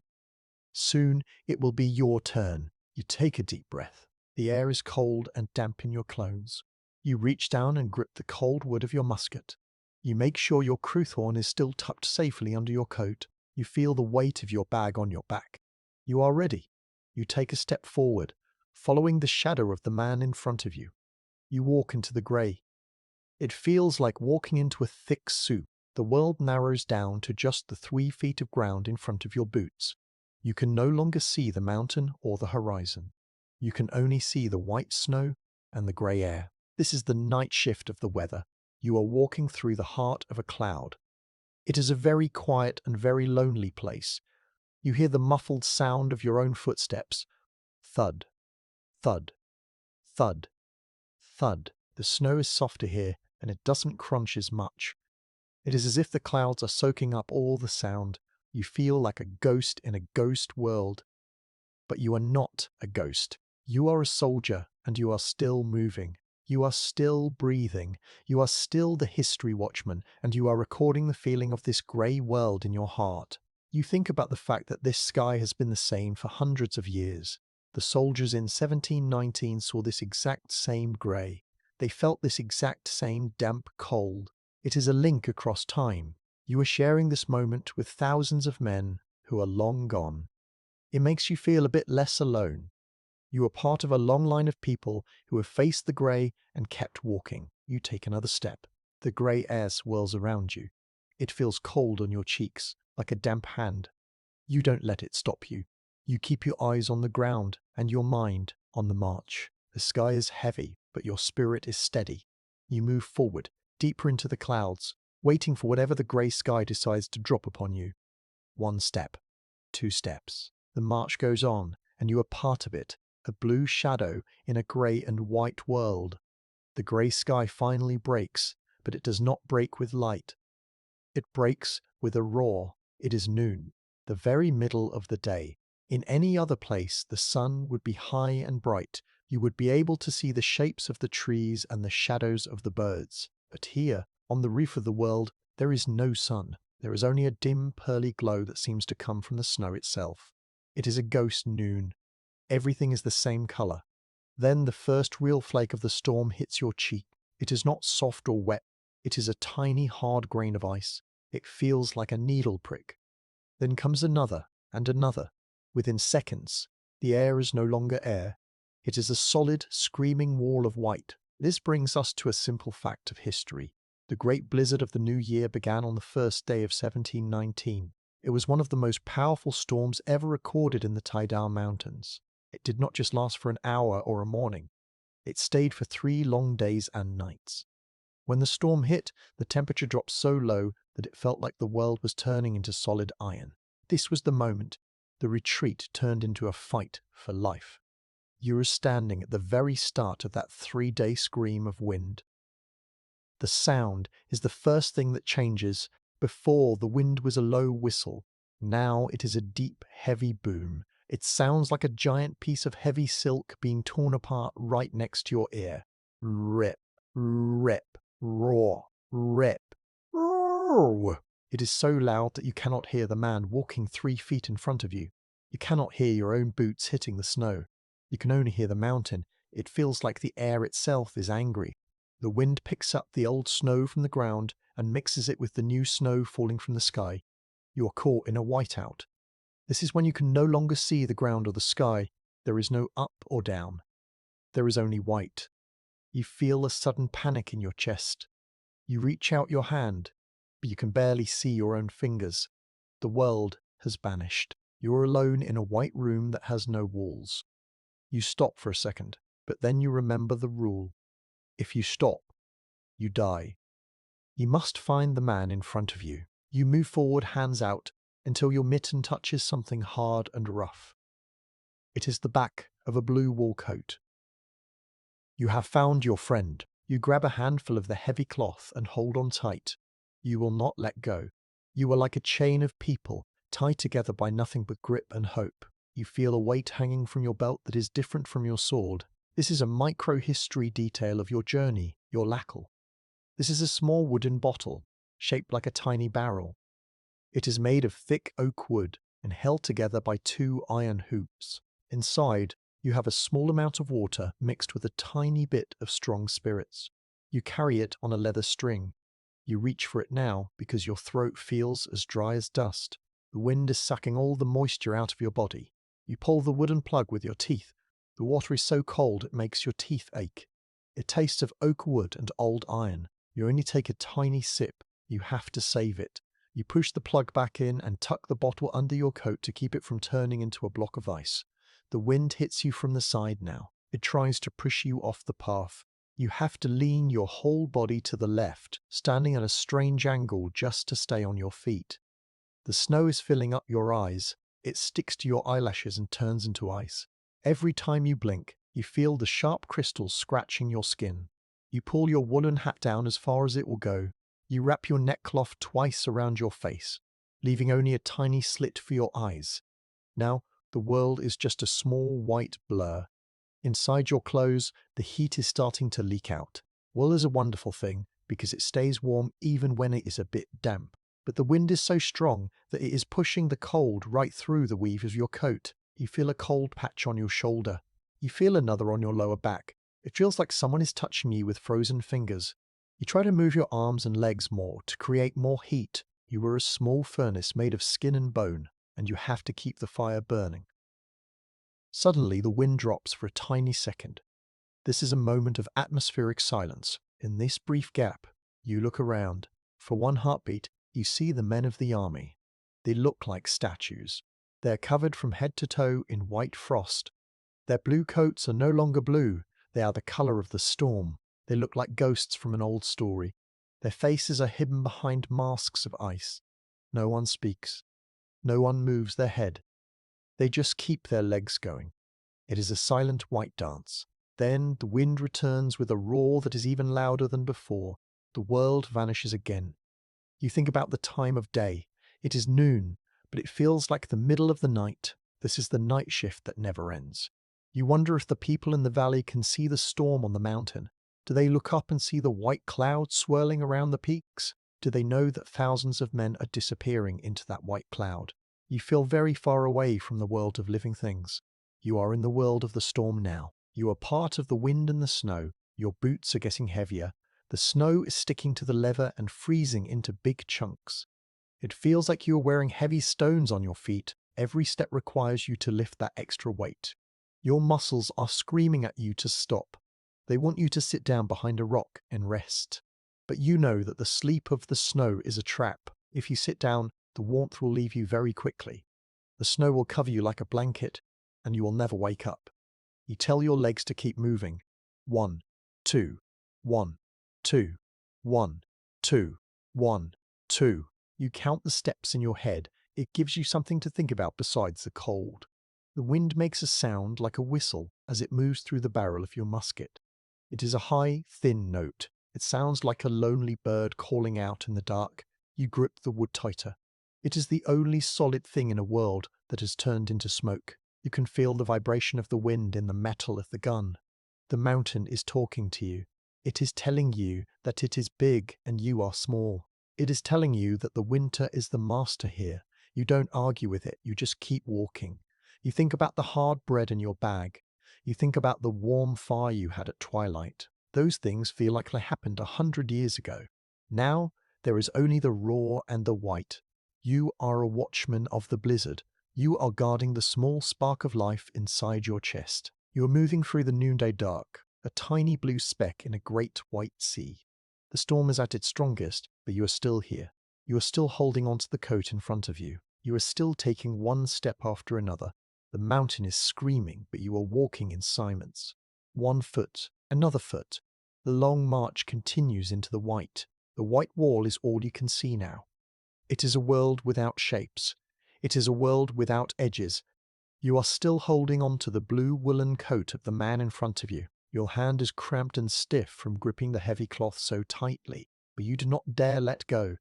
If you lose your grip for even a second, the wind will push you apart. In this storm, a distance of 2 feet is as big as an ocean. If you fall behind, you will be swallowed by the white. You cannot see your own boots. You cannot see the ground. You are walking on a cloud of ice, and every step feels like you are stepping into nothing. This brings us to a simple fact of history. During the New Year's Death March, the army lost its way because the landmarks were gone. Landmarks are things like big rocks, tall trees, or high peaks that help you know where you are. In a blizzard this strong, you cannot see more than a few inches past your own nose. The officers had maps, but the maps were just pieces of paper that could not help them in a world of white smoke. Even the local guidesmen from the Norwegian villages, who knew the mountains well, became lost. The mountain had changed its face, and no one knew the way home anymore. You were no longer following a map. You were just following the person in front of you, hoping they knew where they were going. You feel a vibration in the air. It is a sharp, high sound that cuts through the roar of the wind. It is a whistle. This is a micro-history detail of your life on the mountain. A brass whistle. It is a small, shiny tool kept by the officers on a string around their necks. In the middle of a battle, the whistle is used to give orders. But here, in the storm, it is used for something more important. It is used to keep the men together. Every few minutes, an officer blows a long, steady note. Whee! Oh! The sound is thin and lonely, but it is the most beautiful thing you have ever heard. It tells you that there are still other people nearby. It tells you that the line is still there. When you hear the whistle, you pull a bit harder on the coat in your hand, making sure you are still part of the chain. The wind is so strong that it feels like a giant hand is pressing against your face. It pushes the snow into your mouth if you try to speak. You have to keep your lips pressed tight together. The moisture from your breath is freezing on your woolen neckcloth, making it hard and heavy like a piece of wood. You feel like you're wearing a mask of ice. Underneath the cloth, your skin feels numb. You try to move your jaw to make sure it still works. You can feel the ice cracking as you move. It is a small, scary sound, like a window breaking in the distance. You stop for a moment because the man in front of you has stopped. This is a moment of atmospheric silence and reflection. Even though the wind is screaming, there is a kind of silence inside your own head. You look around at the white world. It is a very strange kind of beauty. Everything is pure and clean. There is no dirt, no blood, and no war here. There is only the white snow and the grey air. For a second, you feel like you are the only person left on Earth. You feel like you're a ghost walking in a world of dreams. You think about how quiet the world is under all this snow. The rocks are sleeping. The grass is sleeping. Everything is waiting for the spring. You wonder if you will be there to see the spring, or if you will become part of the mountain's long winter sleep. The silence is broken by another blast of the whistle. The coat in your hand moves forward. You lift your leg and push it into the deep snow. It takes so much energy just to move a few inches. Your heart is working very hard. You can feel it thumping against your chest like a drum beating a slow rhythm. Thump, thump, thump. You tell yourself that, as long as the drum is beating, you are okay. You focus all your thoughts on that sound. You don't think about the cold. You don't think about the miles. You only think about the next beat of your heart and the next step of your boots. You notice something on the ground near your feet. It is a small dark object half buried in the snow. You lean down to look closer. It is a glove. It is a simple mitten made of grey wool. It looks very lonely sitting there in the white. You wonder who dropped it. Did they stop to fix their bag? Did the wind blow it away? You know that losing a glove in this cold is a very bad thing. Without a glove, a hand will turn white and hard in minutes. You look at your own hands, still gripping the blue coat. You are glad for your thick mittens. You feel a sudden wave of sadness for the person who lost their glove. In this storm, small mistakes can lead to big problems. You leave the glove where it is. You cannot stop to pick it up. The line is moving, and you must move with it. The wind shifts again, and for a tiny second, the whiteout clears just enough for you to see the men behind you. They look like a line of shadows. They are all leaning forward, their heads down against the wind. They look like they are praying. No one is looking up. Everyone is looking at the snow. You see the snow piling up on their shoulders and their hats. It makes them look like they are turning into snowmen. You realize that you probably look the same way. You are all disappearing into the landscape. You are becoming part of the mountain. You think about your night shift job back at the camp. You used to be the one who sat by the fire and watched the horses. You remember the smell of the hay and the sound of the horses breathing in the dark. It was a cold job, but it was safe. Now, your job is much harder. You are the watchman of the path. You are the one who has to keep the connection between the man in front and the man behind. You are a link in a human chain. If you let go, the chain breaks. You feel a heavy sense of duty. You grip the blue wool even tighter. Your fingers are sore, but you don't care. You will not be the one who lets the chain break. The grey light is starting to fade even more. The ghost noon is over, and the real dark is coming back. This is a scary thought. If the storm is this bad during the day, how much worse will it be at night? You try not to think about it. You only think about the whistle. You wait for the next note. Whee! Oh! There it is. The sound comes from the left. The line is turning. You follow the coat in your hand, stepping where the other man stepped. The snow is so deep that you have to lift your knees all the way to your chest. It is like climbing a ladder made of clouds. You feel a bit of heat in your legs from the work, but your arms and your face are very cold. You try to tuck your chin deeper into your collar. You smell the old wool of your coat. It smells like wet sheep and wood smoke. It is a familiar, dusty smell. It reminds you of home. You close your eyes for a second and imagine you are back in your own bed with a heavy wool blanket pulled up to your nose. You can almost feel the warmth, but then a gust of wind hits you and the dream is gone. There is only the white and the raw. You take a deep breath, but the air is so full of snow that you cough. It feels like you are breathing in tiny pieces of glass. You pull your neckcloth higher. You have to be careful. You have to keep your breathing steady. You tell yourself that you are a soldier of the king. You tell yourself that you are strong. You have walked through many lands and fought in many battles. You can walk through this white world too. You just have to find the way, one step at a time. The mountain is trying to hide the world from you, but you are still here. You are still moving. You are still holding on. You are a watchman in the whiteout, and you will not get lost. You listen for the whistle. You watch the blue coat. You feel the rhythm of the march in your bones. The storm is big, but the chain of men is long. You move forward into the deepening grey, a tiny part of a great struggle, walking through the heart of the white silence. One step, another step, the whistle blows again, and you follow the sound home. The wind is no longer just a feeling. It has become a sound that fills up your whole world. It is a roar that never stops. It is so loud that it feels like it is inside your head, pushing against your brain. Down in the valley, you might hear the wind rustle the leaves or hum in the chimney. But up here, on the high peaks of the Tidal Mountains, the wind has a different voice. It sounds like a giant machine made of ice and iron, grinding away at the rocks. It is a deep, heavy sound that makes your chest vibrate. You can feel the noise in your teeth. You can feel it in your bones. It is the sound of the mountain air moving at a speed you can hardly imagine. This brings us to a simple fact of history. During this storm in 1719, the wind was moving as fast as a racing horse. In our modern world, we would call this a hurricane force wind. This means a wind that is strong enough to pull a tree out of the ground or knock over a small house. Because the mountains are flat and open on top, there was nothing to stop the air. It rushed across the snow with all its power, hitting the line of soldiers like a physical wall. This wind was so strong that it could actually lift a man off his feet and throw him into a snowdrift. It was not just a breeze, it was a weapon of nature. You try to keep your head down, but the sound is everywhere. It whistles through the gaps in your clothes. It screams as it passes the sharp edges of your tricorn hat. But there is one sound that is very specific to you as a soldier. This is a micro-history detail of your night shift, the sound of the wind through your musket. Because you are carrying the gun on your shoulder, the barrel points up toward the sky.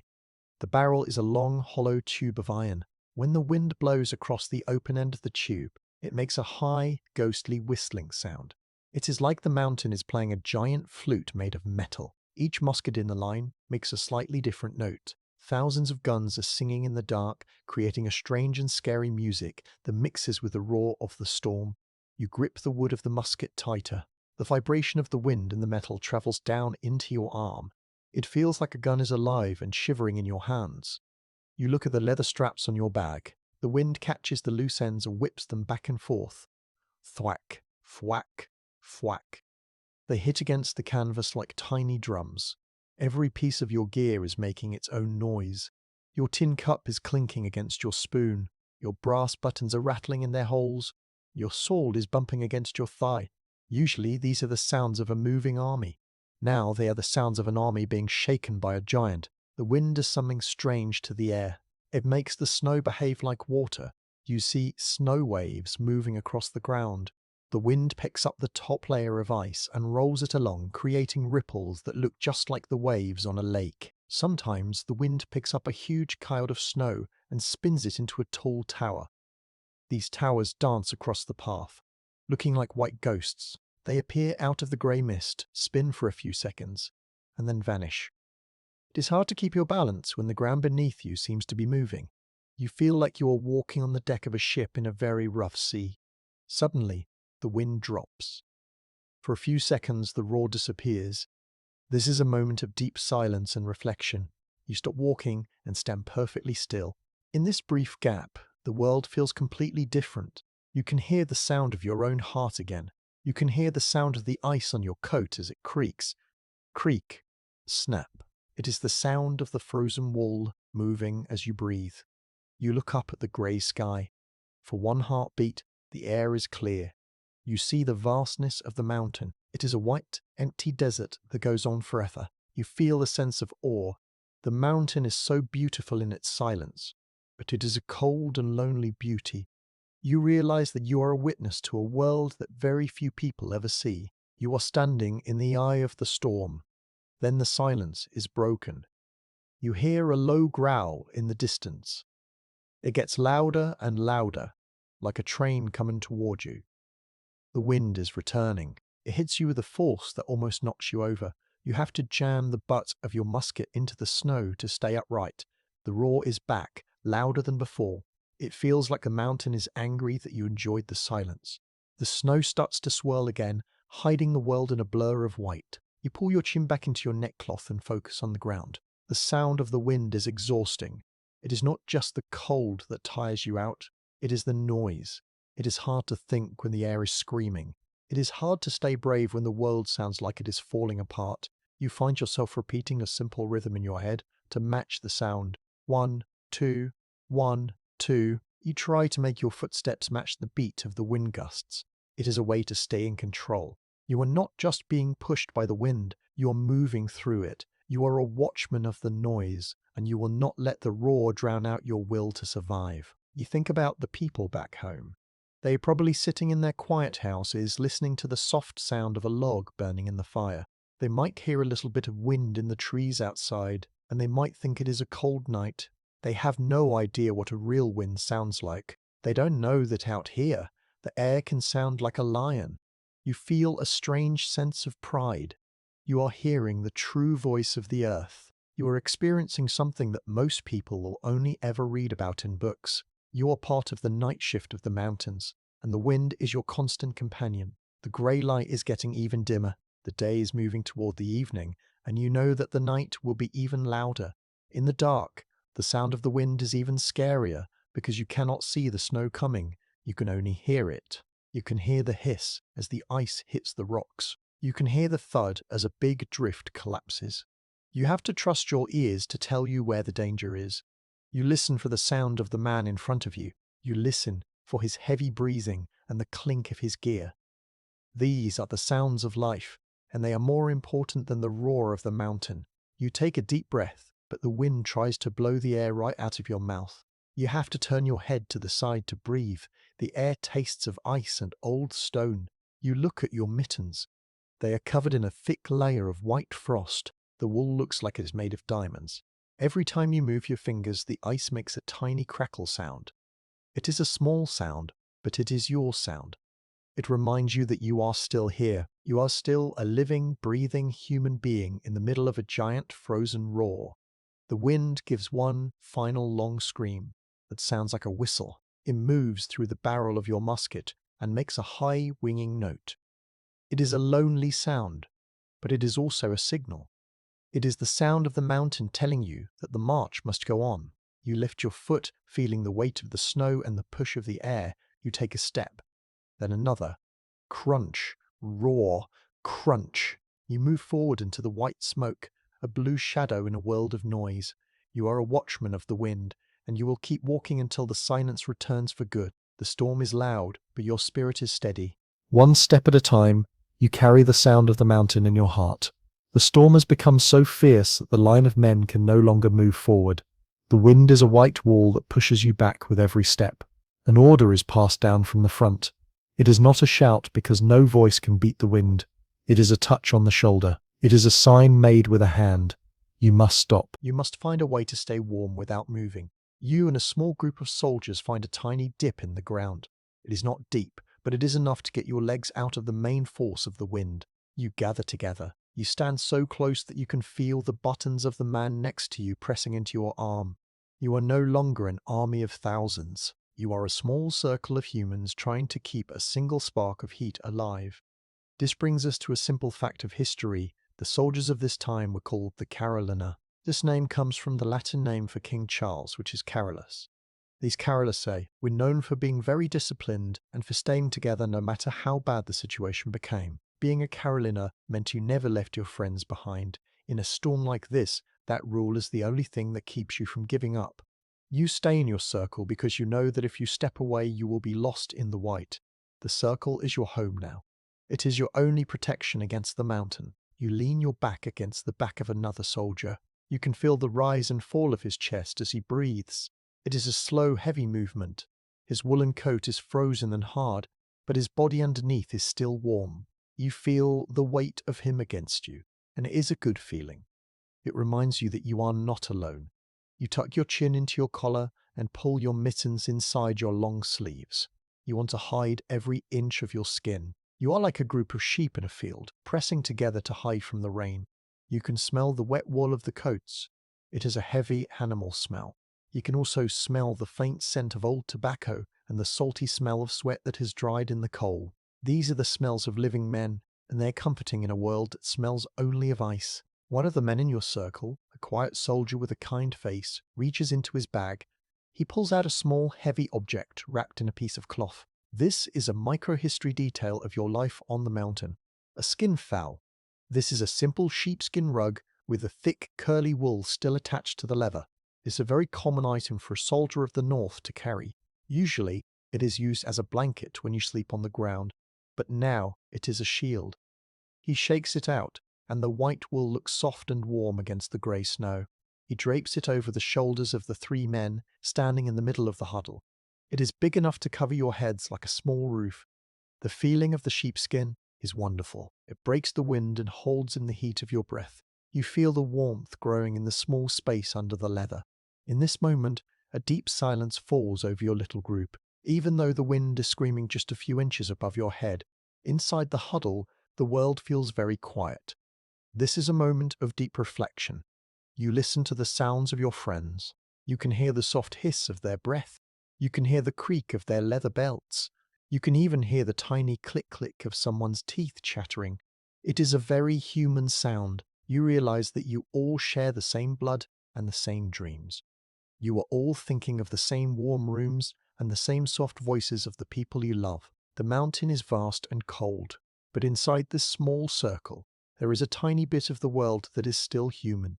You feel a deep love for these men, even if you don't know all their names. They are your brothers in the dark. The wind hits the sheepskin with a loud thump. The leather shakes, but it holds. You reach out and grab the edge of the rug to help hold it down. Your mittens are stiff with ice, but you can still feel the fuzzy wool of the sheepskin. You think about how strange it is that a piece of an animal is what is keeping you alive. The world is a very simple place when you are in a storm. You don't care about the king's wars. You don't care about the borders of countries.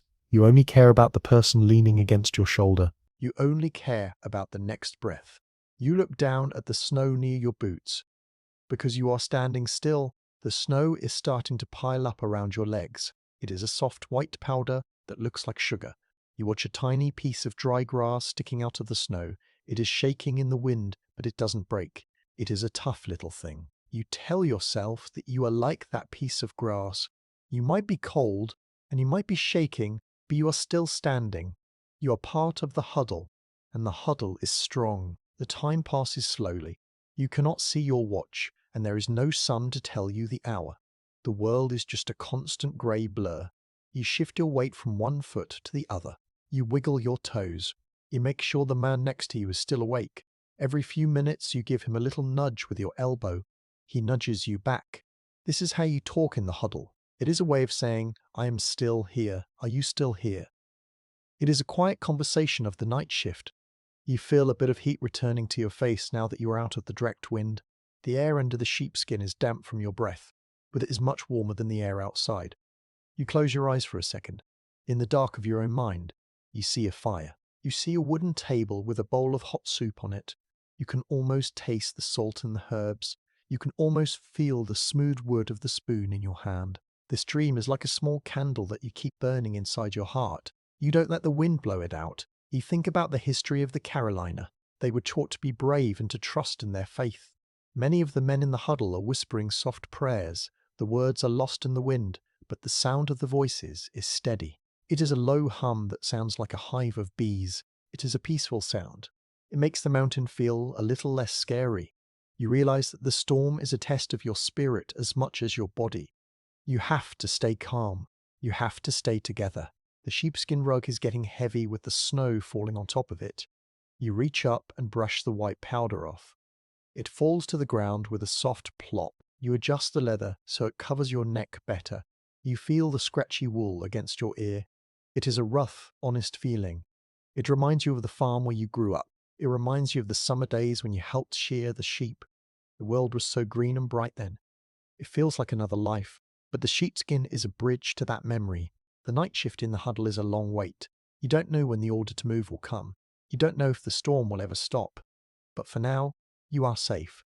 You are warm. You have your friends. You're a watchman of the circle, guarding the heat and the hope of your small group. You lean back into the man behind you and let your mind go quiet. The wind continues to roar, but inside the huddle, you are at peace. One breath.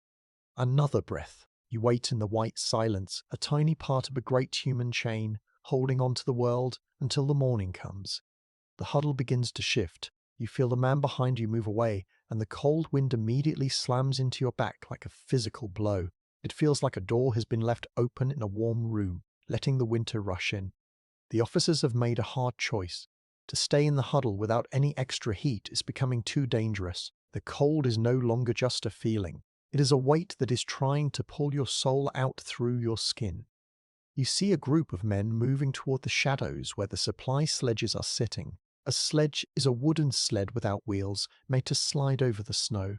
These sledges were carrying the heavy things the army needed: extra gunpowder, metal tools, and bags of grain.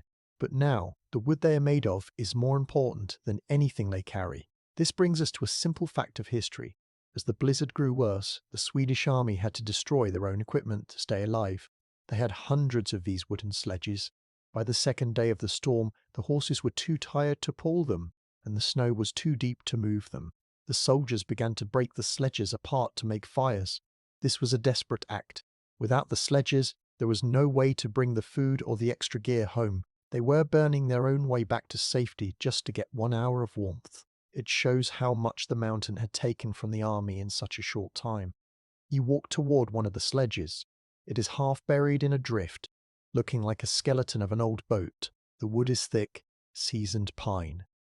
It is being painted a dark, dull green, but the paint is peeling off in long strips. You reach out and touch the wood.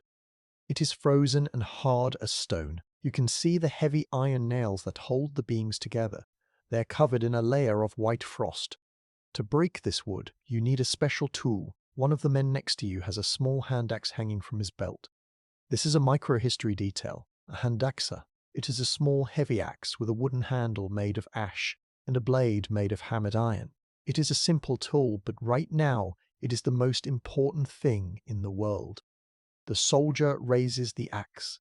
The sound of the blade hitting the frozen wood is sharp and loud. Thwack, crack. It sounds like a gunshot in the middle of the storm. He hits it again and again.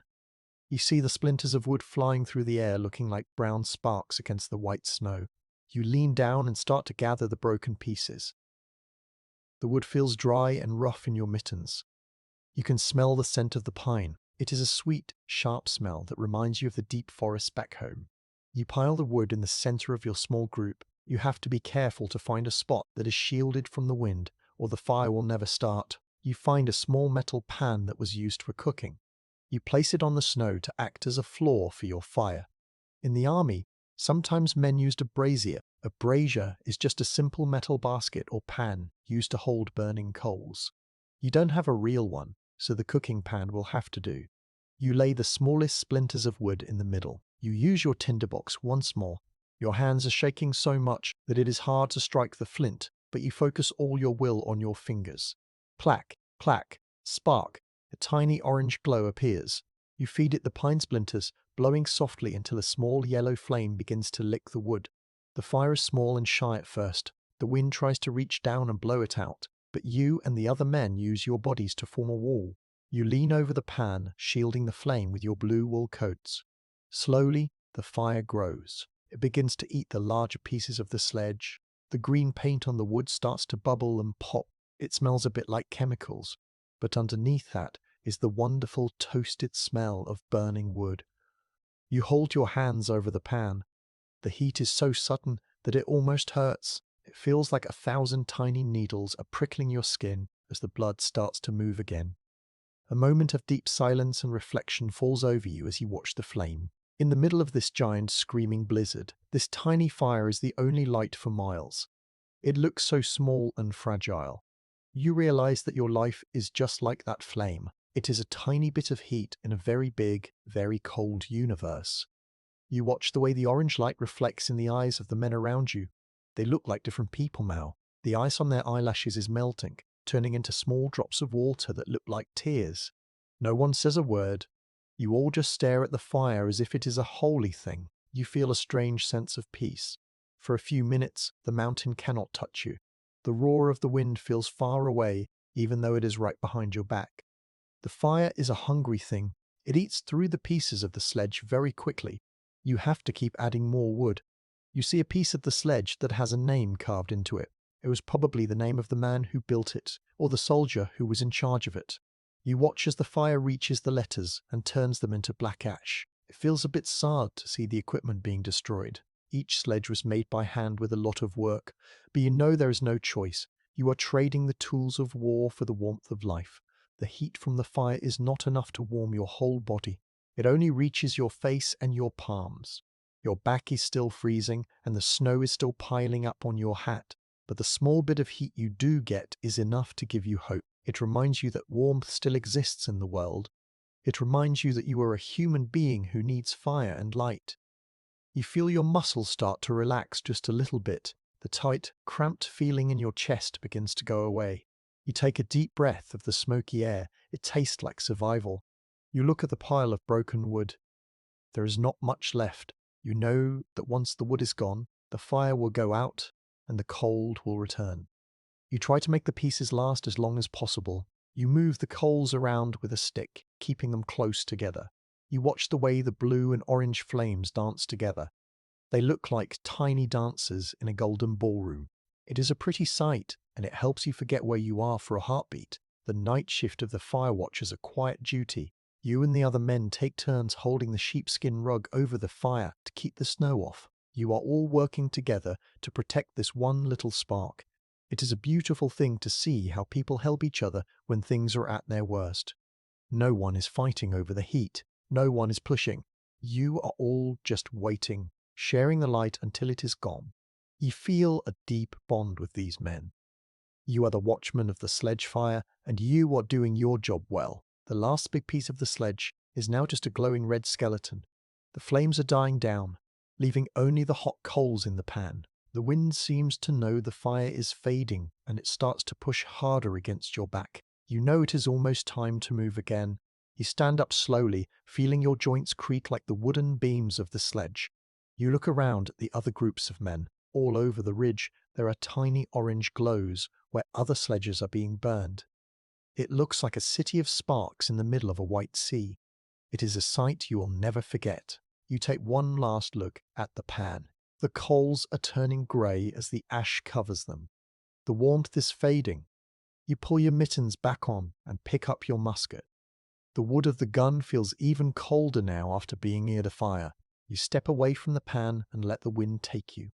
You are a watchman of the history that is happening right now. You have used the wood of the past to give yourself a few more minutes in the future. You take a step into the deep snow, moving away from the dying fire and back into the long dark march. The mountain is still there and the storm is still loud, but you carry the memory of the heat inside you like a secret treasure. One step, another step. The march continues. The fire from the broken sledge is gone now, and the darkness of the storm feels even heavier than before. You are walking again, but your body feels strange. It is not just the tiredness in your muscles or the ache in your joints. It is a new feeling, a heavy weight that seems to be pulling at your eyelids. It is a very soft, very gentle pull. It feels like a warm hand is pressing down on your shoulders, telling you that it is okay to stop. It tells you that the snow is actually a soft bed, and the wind is just a lullaby. This is the most dangerous part of the cold. It is the sleep of the frost. This brings us to a simple fact of history. When a person gets very, very cold, their brain starts to work differently. This is called hypothermia. Back in 1719, the soldiers didn't have a scientific name for it, but they knew what it was. They knew that when a man stopped shivering and started to feel sleepy, he was in great danger. The cold tricks the mind into thinking it is warm. Some men would even start to take off their heavy blue coats because they felt like they were burning up. This is a trick of the mountain. It is the last thing the body does before it shuts down forever. You have to fight this sleep with every bit of your will. You feel your chin drop toward your chest. Your steps become slow and dragging. You are no longer lifting your knees high out of the snow. You are just plowing through it like a heavy wooden log. The man in front of you is just a blurry shadow. You find yourself wanting to just close your eyes for a second. Just 1 second, you tell yourself. But you know that if you close them, you might never open them again. You reach into your pocket and feel for a small, sharp object. This is a micro-history detail, a sewing needle. Many soldiers kept a small housewife kit, which was a leather roll holding needles and thread to fix their clothes. You take the needle and poke the tip of it into your thumb, right through the wool of your mitten. The tiny sting of the needle is sharp and clear. It wakes you up. The pain is a good thing. It means you can still feel. It breaks the spell of the sleepy fog. You take a deep breath of the freezing air. It tastes like metal and ice, but it clears your head. You look around and see that you are not the only one struggling. You see a soldier a few feet away who has stopped walking. He is standing perfectly still, his head hanging low. He looks like he is deep in thought, but you know he is falling into the sleep. You walk over to him and give him a hard shake. "Stay awake," you try to say, but the wind swallows your words. You nudge him with the butt of your musket until he looks up. His eyes are cloudy, but he starts to move his legs again. A moment of atmospheric silence and reflection comes over you as you watch him. You realize how easy it would be to just let go. The mountain is so big and the storm is so loud. It would be so peaceful to just lie down in the white powder and let the snow cover you up. You think about your bed at home, with the thick straw mattress and the linen sheets that smell like dried lavender. You can almost feel the weight of the quilts, but then you remember the watchman's duty. You are the guardian of the night. You are the one who has to stay awake so that the story can be told. You cannot sleep yet. The sun has not risen, and the march is not over. The wind is screaming again, a high-pitched whistle that sounds like 1,000 birds. It helps to keep you awake. The noise is so annoying that you can't possibly rest. You start to hum a simple tune to yourself. It is a song from your village, a song they sing when the harvest is finished. It has a steady beat. Left, right, keep the light. Left, right, fight the night. You move your lips, even though the skin is cracked and cold. The movement of your jaw helps to keep the blood flowing to your face. You are a small machine of movement, fighting against the stillness of the ice. You look at your hands. They are tucked deep into your sleeves, but you can feel them. You make a fist and open your hand. Fist, open. Fist, open. You do this over and over. You do the same with your toes inside your leather boots. You wiggle them until they sting. That sting is your friend. It is the sound of life. You think about the night shift and how it never seems to end. In the valley, the night has a beginning and an end. Here, the night is a permanent thing. It is a state of being, but you are a watchman, and watchmen are made for the dark. The snow is getting deeper as the wind blows it into huge mounds called drifts.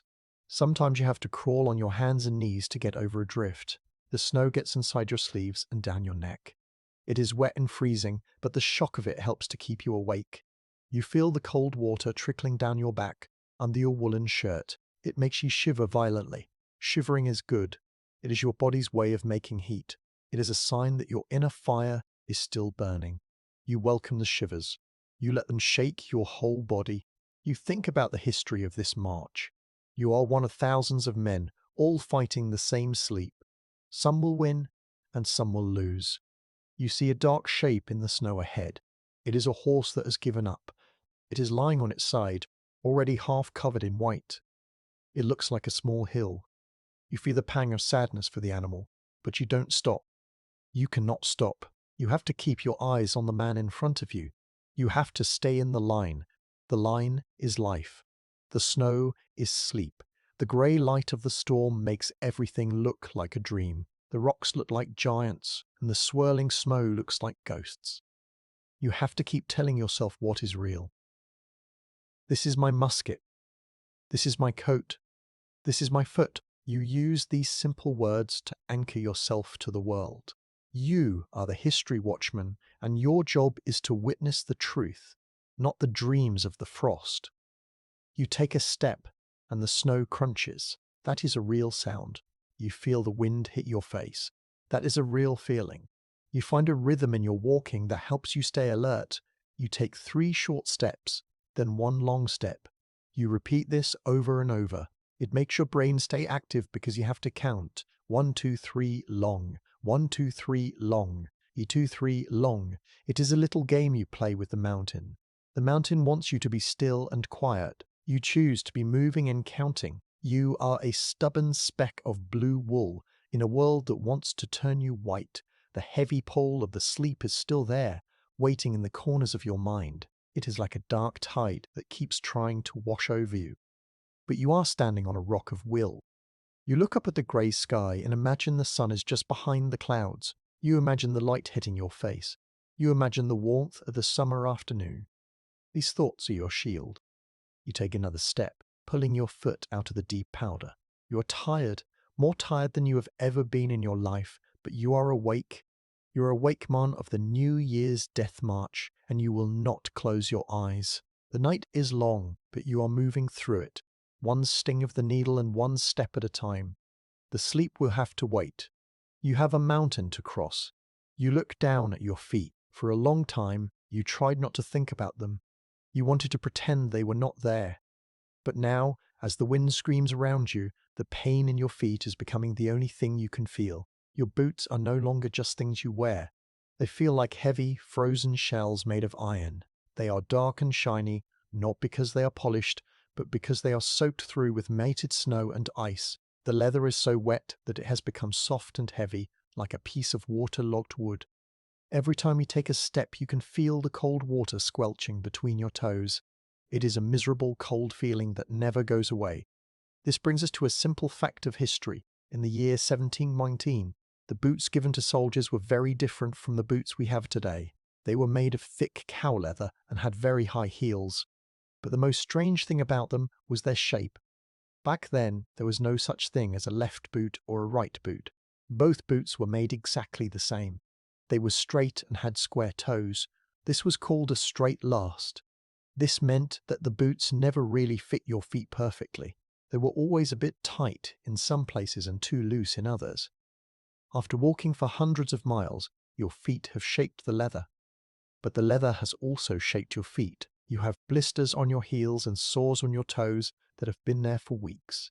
You stop for a heartbeat and lean against your musket. You want to lift 1 foot just to see if it still moves. As you lift your leg, the snow falls away and you see the dark leather of your boot. It is covered in a layer of white frost. The laces, which are also made of leather, are frozen solid. They look like little twigs of ice. You couldn't undo them even if you wanted to. Your feet are trapped inside until you find a fire. You wiggle your toes and a sharp stinging pain shoots up your leg. It feels like someone is poking you with 100 tiny needles. This is the blood trying to move through your cold skin. It is a good sign that you can still feel the pain. The real danger is when the pain stops and the feet go silent. You reach down and touch the top of your boot. This is where you find a microhistory detail of your life. The boot grease. Before you left the village, you spent a long time rubbing a mixture into the leather. This mixture is called tallow. It is a type of hard fat made from cows or sheep. You melt the fat and mix it with a little bit of tar or oil, then rub it deep into the pores of the leather. The goal is to make the boot waterproof. When the leather is fresh and the tallow is thick, the water just rolls off the surface. But out here on the mountain, the tallow is worn away. The constant rubbing of the snow and the sharp edges of the rocks have stripped the fat from the leather. Now, the water has found its way inside. Your boots are no longer a shield. They are a trap for the cold. You stand in a moment of deep silence and reflection, looking at your footprints in the snow. Each print is a deep, dark hole in the white world. You think about how much you depend on these two pieces of leather and your own 2 feet. They are the only things that connect you to the earth. They are the only things that can carry you home. Without your feet, you are just a pile of blue wool and bone. You feel a strange sense of thanks for your boots, even though they hurt. They have stayed together through the mud of the valleys and the rocks of the peaks. They haven't split or lost their souls yet. You whisper a small thank you to the cobbler who made them back in Sweden. He probably sat in a warm shop with a lamp, never knowing that his work would be fighting a blizzard on top of a mountain. The snow is starting to pack into the space under your heel. This is a constant problem. Every few miles, the snow turns into a hard ball of ice that sticks to the bottom of your boot. It makes you walk at a strange angle, as if you are stepping on a stone. You have to use the butt of your musket to knock the ice away. Clack, clack. The ice falls off, and you can feel the flat ground again for a few minutes. Then the snow starts to build up again. It is a never-ending job. It is part of the night shift of the march. You are the mechanic of your own body, constantly fixing the small things so you can keep moving.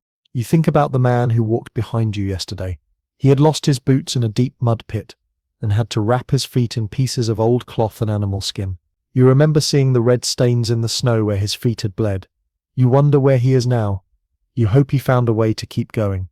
Compared to him, you are lucky. You still have your leather boots. You still have your wooden lindor wrapped around your legs. Even if they are wet and cold, they are a layer between you and the frost. You pull the wool wraps a little tighter, making sure the snow cannot get into the top of your boots. The pain in your feet is changing. It is no longer a sharp sting. It is a dull, heavy ache. It feels like your feet have turned into blocks of cold stone. You worry about the white death of the toes. You know that if the skin turns white and hard like wax, it is a very bad thing. You try to jump up and down a little bit to get the warmth back. The weight of your bag and your musket makes it hard to jump, but you do it anyway. You feel the heavy thud as you hit the ground. You feel the vibration in your knees. It helps to wake up your legs. It helps to remind your body that you are still in charge. You look at the line of men ahead of you. Everyone is walking with a limp now. No one has a smooth, easy step. The whole army is moving with a slow, jerky rhythm. It looks like a march of wooden dolls. You see men holding onto each other's shoulders to stay balanced. You see men using long sticks to probe the snow for hidden holes. Everyone is protecting their feet as if they are the most precious things in the world, and they are. Out here, a broken toe or a twisted ankle is a death sentence. You have to be careful with every single step. You take a deep breath and start walking again.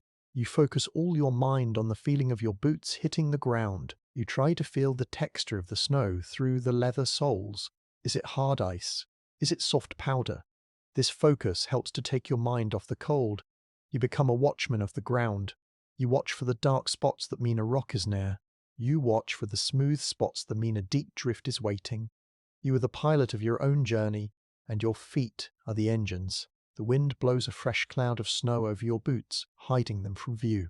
For a moment, it looks like you are floating over the white surface. but you can feel the weight. You can feel the cold. You can feel the damp wool of your socks. You tell yourself that the wetness doesn't matter. The pain doesn't matter. Only the movement matters. You imagine the feeling of taking your boots off at the end of the journey. You imagine the feeling of putting your feet near a warm stone hearth. The thought is so good that it almost makes you smile. You hold on to that image as you push your foot forward into the next drift. The night shift of the mountain is a long, hard test for your feet. But you're still standing. Your boots are still holding together. Your feet are still moving. You are a watchman of the path, and you will not let the cold stop your march. You take a step, then another. Squelch, crunch, squelch. The sound of your wet boots is the sound of your survival. You move forward into the white smoke, a blue shadow with sore feet and a steady heart. The mountain is big, but you are walking across it, one painful step at a time. The march continues, and you are part of it, moving slowly but surely toward the home you love. The second day of the storm begins with no sun. You only know it is morning because the grey air has turned a tiny bit lighter. The deep dark purple of the night has shifted into a pale ghostly silver. But the wind has not stopped. It has not even slowed down. It feels as if the mountain has forgotten how to be still. The roar is constant, a giant voice that has been screaming in your ears for 24 hours. Your head feels heavy and full of noise. You realize now that the wind is not just a guest passing by. It is the owner of this place, and it is trying to push you out. This brings us to a simple fact of history. A mountain blizzard is much more dangerous on the second day than the first. On the first day, you have the energy you got from your last warm meal. Your clothes are still mostly dry inside, and your mind is sharp. But by the second day, that energy is gone. You've been fighting the wind and the cold for a whole night without real sleep. Your body is starting to use up its own fuel just to keep your heart beating. This is when the New Year's death march became a true tragedy. The men were not just cold, they were empty. They were like lamps that were running out of oil. You look at your hands. They are shaking, and not just from the cold. It is a deep, bone-tired shaking. You reach into your bag to find something to help. Your fingers brush against a small, cold object. This is a microhistory detail of your soldier's life, a Branvin flask. This is a small bottle, often made of glass or tin, holding a strong grain spirit. In these times, people believed that a swallow of strong alcohol would warm the blood. We know now that it actually makes the body lose heat faster. But in 1719, it was the only medicine you had. You take a tiny sip. The liquid burns your throat like a line of fire. It makes you cough, and for a second, you feel a fake warmth in your chest. It is a small trick to play on your mind, a way to tell yourself that you are still alive. The snow is no longer falling in flakes. Because the wind is so fast, the snow has been ground down into tiny, sharp crystals. It feels like walking through a cloud of broken glass. If you leave any skin showing, these crystals hit you and draw tiny drops of blood. You look at the man next to you. His face is covered in a mask of white frost, but you can see red streaks where the ice has cut his cheeks. He looks like a ghost that has been in a fight. You pull your woolen neckcloth even higher until it touches your eyelashes. You breathe through the wool. It is damp and smells of old spit and sheep, but it protects your skin from the ice sand. The moment of atmospheric silence and reflection comes over you as you lean against a tall frozen rock. For a few seconds, you are out of the direct push of the wind. You look out at the grey world. You realize that you have lost all sense of time and place. You don't know if you have walked 5 miles or 10. You don't know if it is 9 in the morning or 3 in the afternoon. The mountain has taken away your map and your clock. You are just a soul moving through a grey void. You think about how strange it is that the world can be so big and so empty at the same time. You feel a deep sense of loneliness, but also a strange kind of freedom. You are far away from the taxes, the laws, and the wars of men. Here, there is only you and the storm. You hear a sound that is different from the wind. It is a low, rhythmic thud, thud, thud. You look toward the sound and see a horse. It is a large brown horse that was used to pull the supply sledge, but the sledge is gone, burned for wood, and the horse is now just trying to follow the men. Its mane is a solid block of ice. Its eyes are half closed. It moves its legs with a heavy, slow grace. You feel a deep pity for the animal. It didn't choose to be here. It doesn't know about kings or borders. It is just a living thing trying to find a patch of grass that doesn't exist. You reach out and touch its wet, frozen neck as it passes. The horse doesn't even look at you. It is focused only on the next step. The wind shifts, and a massive gust hits the line. You see several men fall over as if they were made of paper. They disappear into the deep drifts. You hear the officers shouting, their voices sounding like tiny bird chirps in the roar. "Stand up! Keep moving." You move toward one of the fallen men. You grab his arm and pull. His coat is so frozen it feels like you're grabbing a piece of wooden furniture. He groans and finds his feet. You don't say anything, you just point forward. The second day is about survival, not talking. Every bit of air you use for a word is air you need for a breath. You think about your night shift back in Sweden. You remember the winter nights when you had to guard the village gate. It was cold then too. You remember the way the moon would make the snow glow. You remember the sound of the owls in the woods. That cold felt safe because you knew that in 4 hours someone would come to take your place. You knew there was a warm kitchen waiting for you. Here, there is no one to take your place. You are the only watchman you have. You have to be your own relief. You have to find the strength to keep your own guard. The light is starting to fade again, even though it feels like it just arrived. The grey morning is turning into a grey evening. The second day of the storm is ending, and the third night is coming. This is the hardest thought to carry. You don't know if you can survive another night in the open. Your legs are heavy, your feet are blocks of ice, and your stomach is a hollow ache. You reach into your bag and find a tiny scrap of hard bread. It is just a crumb, really. You put it in your mouth and let it melt. It tastes of dust, but it gives your mind something to do. You look up at the mountain peaks. They are still hidden in the clouds. The wind is still screaming. The snow is still swirling. Nothing has changed. The mountain is winning. But then you look at your own feet. They are still moving. One step, another step. You are still here. You have survived the first day, and you have survived the second. You are a watchman of the blizzard, and you are still on your feet. This thought gives you a tiny spark of pride. You are tougher than the leather of your boots. You are stronger than the iron of your musket. You take a deep breath, feeling the cold sting in your lungs. You adjust the straps of your bag, which feel like they are cutting into your shoulders. You move back into the rhythm of the march. Crunch, roar, crunch. The sound is your heartbeat. The sound is your life. You are a blue shadow in a silver world, walking toward a home you can't see, but you know is there. The storm is loud, but your will is a quiet, steady flame. You move forward into the deepening grey of the second evening, ready to face whatever the third day brings. You are a soldier of the north, and you will not break. The light is dying again, and with it, the last bit of hope for a clear path seems to vanish. You are now high on the plateau, a flat and open part of the mountain, where there is nowhere to hide. The wind here is different.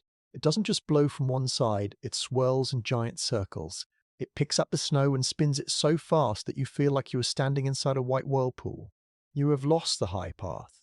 The markers, small piles of stones called cairns that usually show the way, are buried deep under the white powder. You are wandering through the mist on the mountaintop, and for the first time you feel the true weight of being lost. This brings us to a simple fact of history. The plateau of the Tidal Mountains is a very dangerous place in a storm, because there are no features to guide you. It is like being in the middle of a frozen ocean without a compass.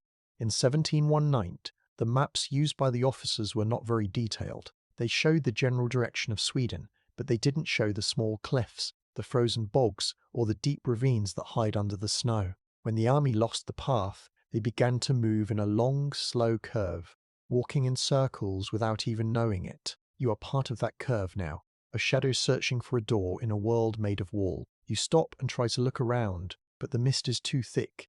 It is a wet, heavy mist that clings to your blue wool coat. This is a microhistory detail of your journey, the ice crust. Because the mist is damp and the air is freezing, a thin layer of clear ice is starting to grow over everything you wear. When you move your arms, you can hear the ice cracking. Snap, craw, raw, rack. It sounds like you are wearing a suit made of thin glass. Your coat has become stiff and heavy. It no longer feels like cloth. It feels like armor. You reach up and touch your sleeve. The ice is smooth and cold like a frozen lake. It protects you from the wind, but it also makes every movement a chore. You are becoming a statue of ice, bit by bit. A moment of atmospheric silence and reflection hits you as the wind drops for a tiny second. In the grey mist, you see a shape. It is not a man or a horse. It is a single twisted birch tree. It is very small, no taller than your waist, and it is bent completely over by the wind. It is a mountain survivor.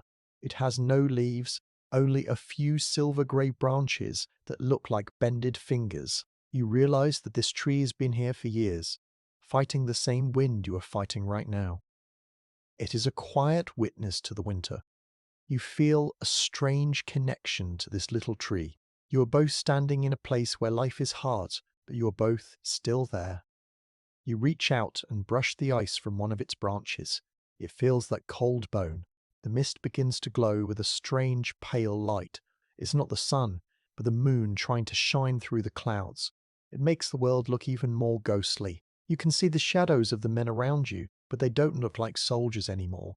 They look like tall, thin pillars of smoke. No one is talking. The only sound is the heavy breathing of the line and the steady click, click of the ice crust on the coats. You follow the person in front of you, but you start to wonder if they know where they are going. Are you walking toward home, or are you walking further into the heart of the storm? The doubt is like a cold stone in your stomach. You think about the night shift of the mountain guides. These were local men who were supposed to lead the army across. Some of them have already vanished into the white. Others are standing at the front of the line, their eyes red and sore from searching for a path that has been erased. You realize that out here, a guide is just a person with a better guess than yours. The mountain is the one who decides where the path goes. You have to trust in something bigger than a map. You trust in the rhythm of your own feet. You trust in the strength of the blue wool. You stumble as your foot sinks into a hidden hole. This is a snow trap. A place where the wind has blown a thin layer of snow over a deep gap in the rocks. You fall forward and your musket sinks deep into the drift. For a second, you're face down in the cold, dry powder. It smells like nothing a clean, frozen smell. The world is very quiet down here. You want to just stay there for a minute. You want to let the mist cover you. But the memory of the little birch tree comes to your mind. It didn't lie down. It just bent. You push your arms into the snow and heave yourself up. Your heart is racing and the blood feels hot in your face. You look at your hands. Your mittens are covered in the same ice crust as your coat. They look like silver paws. You rub them together and the ice falls off in small, clear flakes. You grab your musket and shake it. The metal barrel is clear, but the wooden stock is wet. You wipe it with your sleeve. You need to keep your gear ready, even if you don't know where you are. A soldier without his tools is just a traveler, and a traveler in this mist is a ghost. You pull your bag higher on your back and find the line again. The plateau seems to go on forever. You walk over one small hill only to find another one just like it. It is a repeating dream of white and grey. You think about the new year you were supposed to be celebrating. Back in a town, people would be drinking warm ale and eating roasted meats. They would be laughing and sitting near a roaring fire. Here, the only celebration is the sound of the wind. You realize that you have a different kind of life now. You are a watchman of the high places. You are seeing the world as it was before people arrived. It is a big, lonely, and beautiful world, even if it is trying to freeze you. The mist starts to move faster, swirling in long ribbons across the ground. It looks like the mountain is breathing. You watch a ribbon of mist wrap around your boots. It feels cold and damp, like a wet sheet. You keep your eyes fixed on the back of the man in front. You don't look at the mist anymore. You don't look at the ghost light of the moon. You only look at the blue wool. That blue is your North Star. As long as that blue shadow is there, you are not alone. You are part of the ghost army, but you are still a living man. You take a deep breath, and the cold air feels like a drink of water. You feel a sudden surge of strength. You are not going to let the mist win. You are not going to be a pillar of smoke. You are a Carolina, and you have a home to find. You lift your chin and push your chest against the wind. The ice on your coat cracks with a loud sound, like a small firework. It is the sound of you moving. It is the sound of you staying alive. You take a step, then another. The plateau is wide and the mist is thick, but you are a watchman of the night, and you will find the way. One step at a time, You walk through the clouds, waiting for the ground to start moving down toward the valley. The path is lost, but you are still here, and that is the first step to being found. The mist finally begins to thin, but what it reveals is more frightening than the whiteout. As the wind clears a path through the grey air, you see them. At first you think they are markers or strange, jagged rocks left by the ice. But as you get closer, you realize the truth. You are walking past the ghost army. You see men from the front of the line who simply stopped. They are standing still in the ice, frozen in the very positions they held when the cold took them. One man is leaning against his musket, his head bowed as if he is praying. Another is standing straight, his hand still gripping the strap of his bag. They are covered in a thick, sparkling layer of frost that makes them look like statues carved from white marble. This brings us to a simple fact of history. The story of the frozen formation is one of the most famous and haunting legends of the New Year's Death March.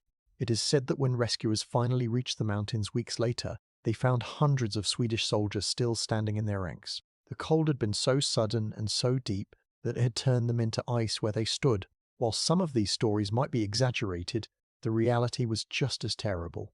Thousands of men did not survive the plateau. They became part of the mountain's history, silent watchmen who would never leave their posts.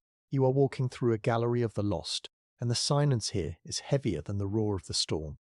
You walk past a soldier sitting on a rock. He looks so real that you almost reach out to tap his shoulder. He is wearing his tricorn hat and his blue coat is buttoned tight, but when you look at his face you see only the white glitter of the frost. His eyes are closed and his skin is the colour of the moon. This is a micro-history detail of the tragedy, the isbark or icebark. This is a thick coating of ice that forms over a person when the freezing mist hits their clothes and skin. It creates a shell that preserves the shape of the body perfectly. You see the ice on his buttons and the ice on the hair of his beard. He looks peaceful, like he is just taking a long rest, but you know he is gone. You feel a shiver that has nothing to do with the wind. It's the chill of seeing the future. The mountain is planned for everyone. A moment of atmospheric silence and reflection falls over you as you stop beside him. You don't say a word. You don't even pray.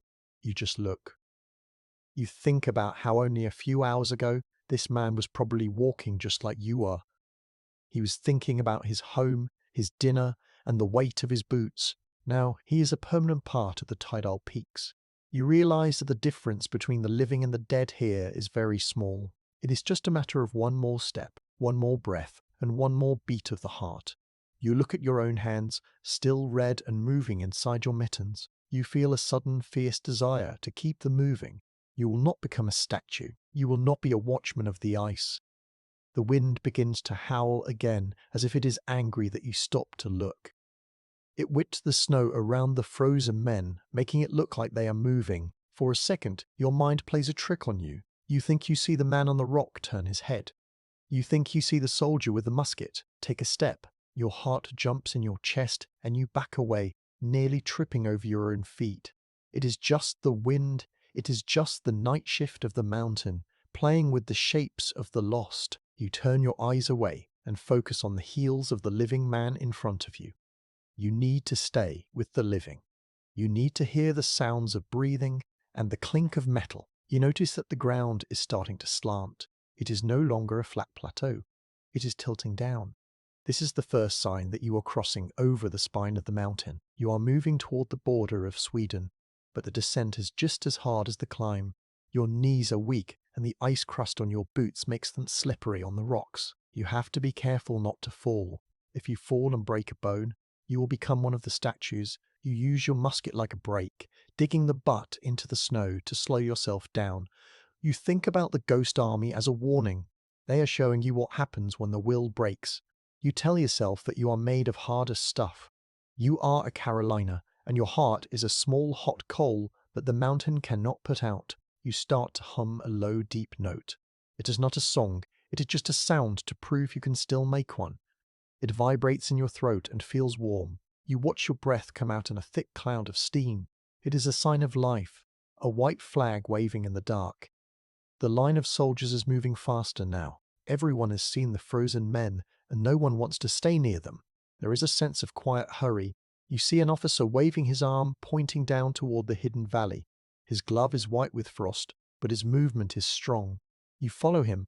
You step over a frozen stream that looks like a ribbon of black glass.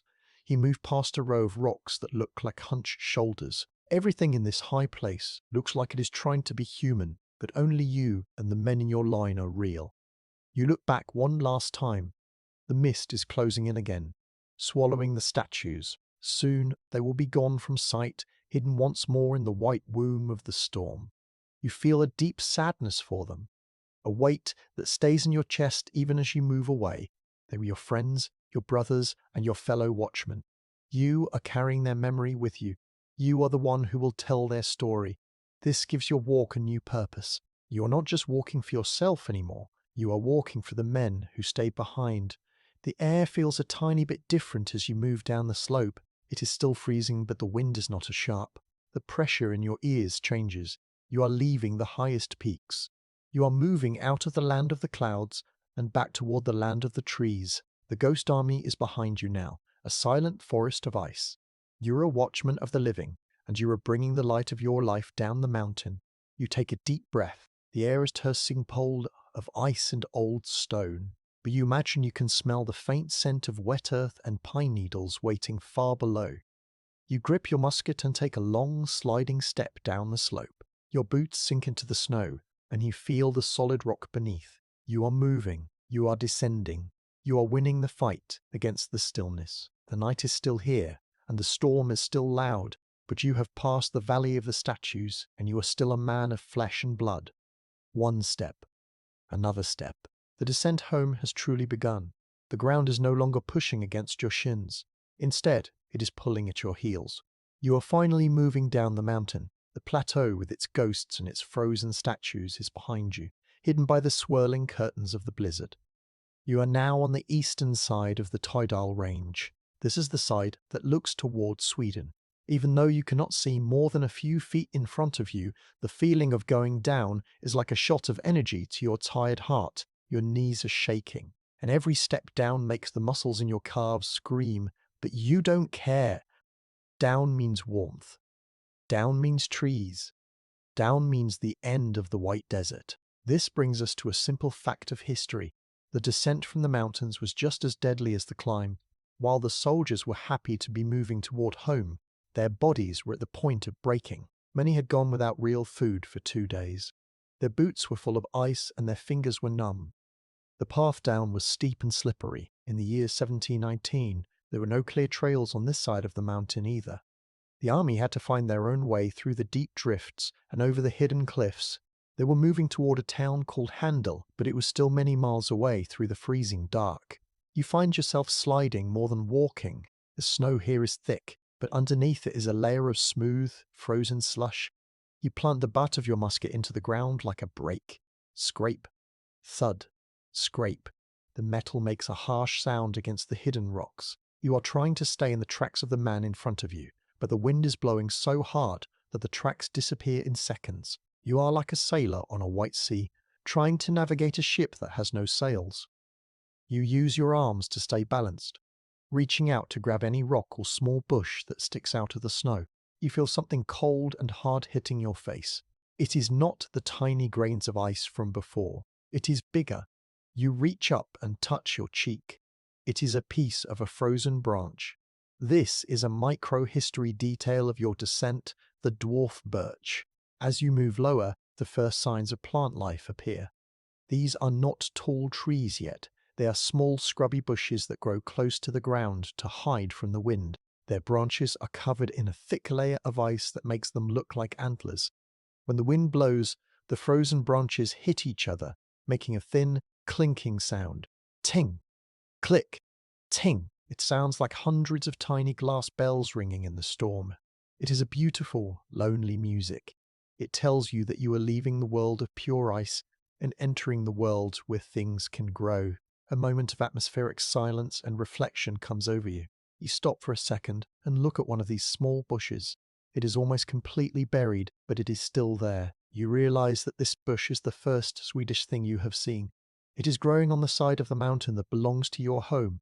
You feel a sudden wave of emotion. It is just a bunch of frozen sticks, but to you it looks like a garden. It is a sign that the mountain is ending.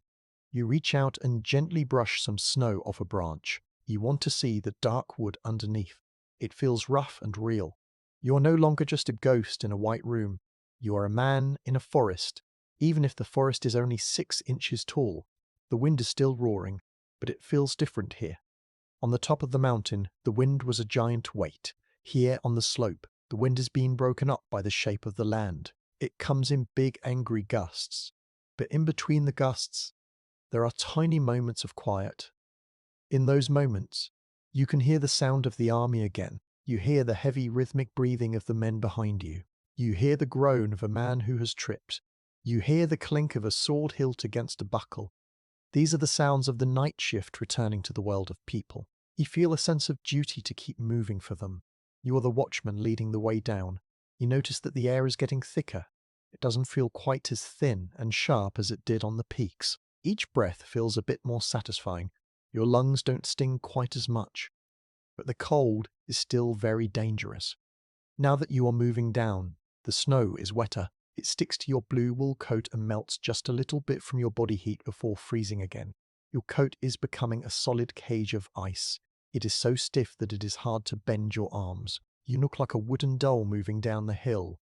You have to use your whole body to take a step, swinging your hips to move your heavy, frozen legs.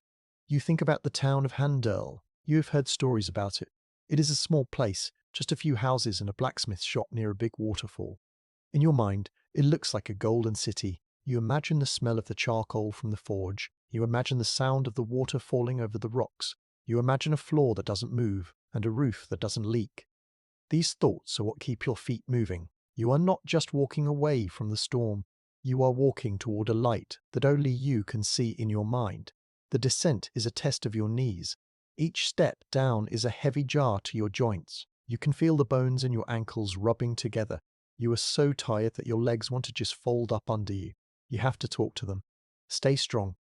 Just one more mile. Just one more step. You become a watchman of your own body, giving orders to your muscles as if they were soldiers in your squad. You don't let them quit. You don't let them sit down. You know that if you sit down now, you will never get back up. The sleep of the snow is still waiting in the shadows, even here on the lower slopes. You see a dark shape ahead that is taller than the bushes. It is a real pine tree, twisted and small, but a tree nonetheless. It looks like a sentinel standing guard at the edge of the woods. As you pass it, you reach out and touch the bark. It is rough and smells of resin. This is the border. You have crossed the invisible line. You are no longer on the roof of the world. You are back in the land of the living. The storm is still screaming above you, and the snow is still deep, but you have made it off the high plateau. You take a deep breath, and for the first time in 2 days, you feel a tiny bit of hope that isn't just a dream. You are a watchman of the descent, and you have brought your soul through the worst of the ice. You look back up at the mountain, but the white clouds have swallowed the peaks. You turn away and look down into the dark valley. Somewhere down there is a fire.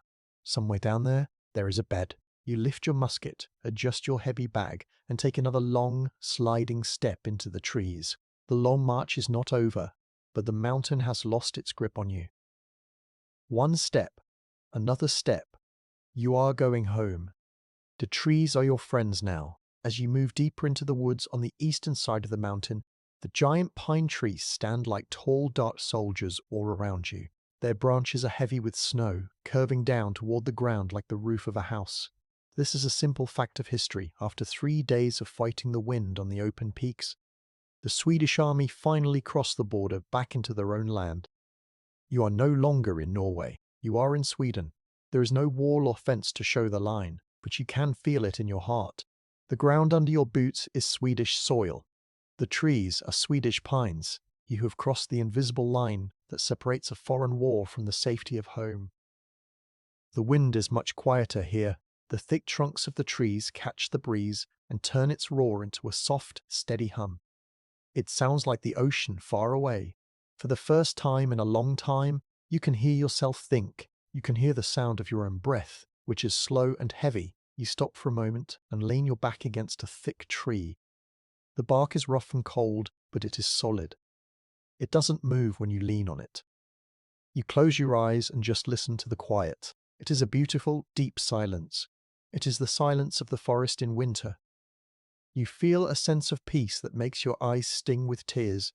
You are home. You reach into your pocket to find a small, round object. This is a microhistory detail of your life as a soldier. A Swedish copper coin called a daler. It is a heavy, flat piece of orange-brown metal. You pull it out and look at it in the dim light of the forest. It has the mark of the king on it. This coin wouldn't buy much in Norway, but here it is real money again. It is a symbol of the world you left behind and the world you have found again. You rub the cold metal with your thumb.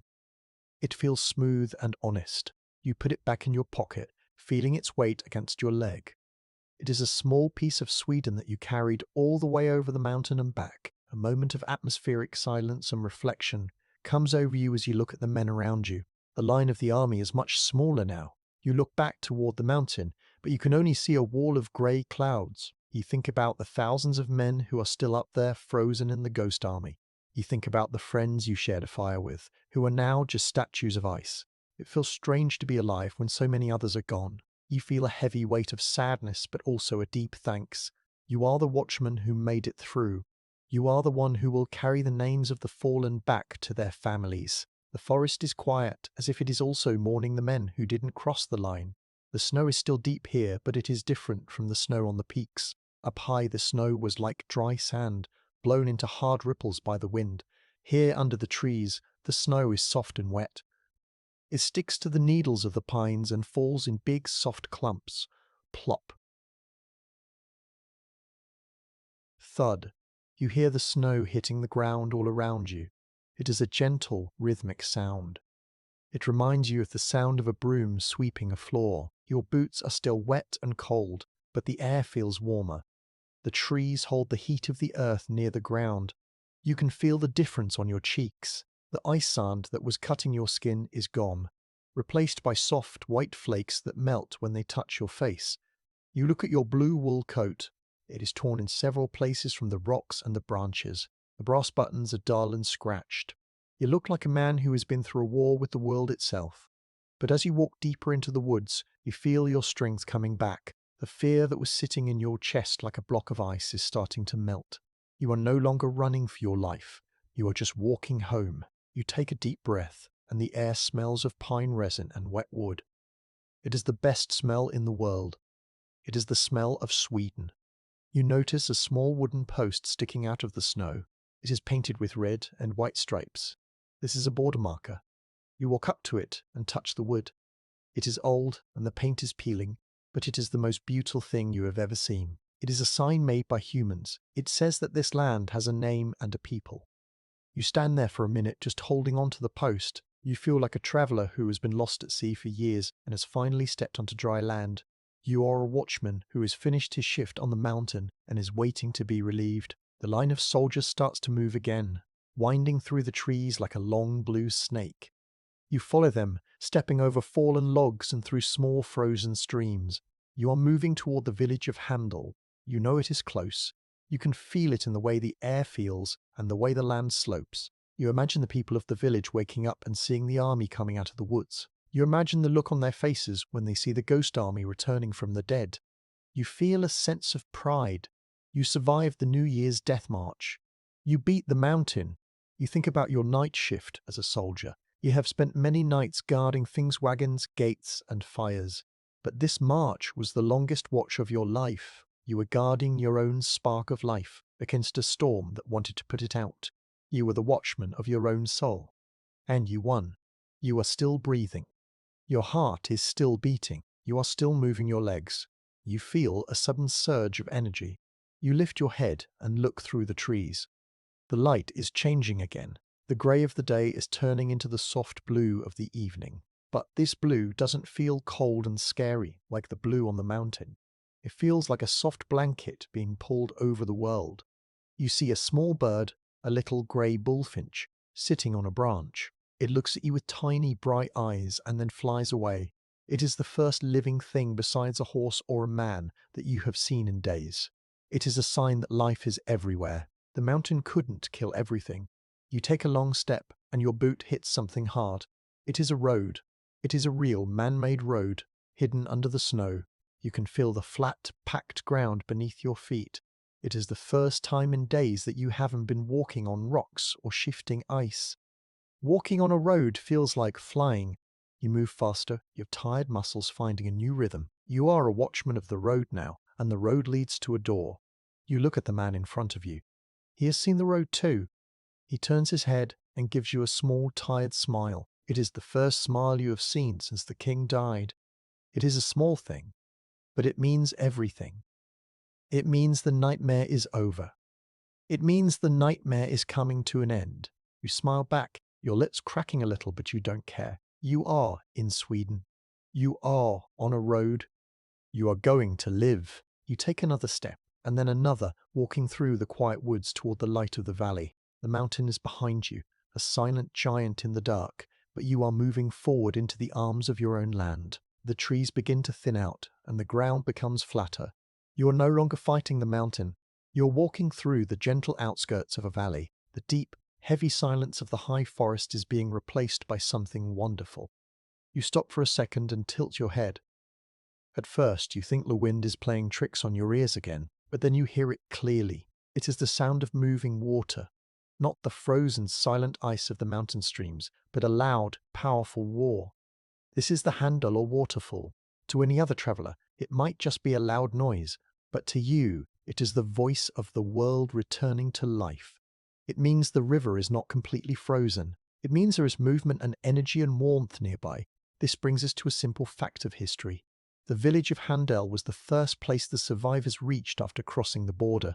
In 1719, it was a very small settlement with only 3 or 4 farmhouses. Imagine nearly 3,000 tired, frozen, and hungry men suddenly appearing out of the woods and walking into a tiny village of only a few families. The people of Handel had never seen anything like it.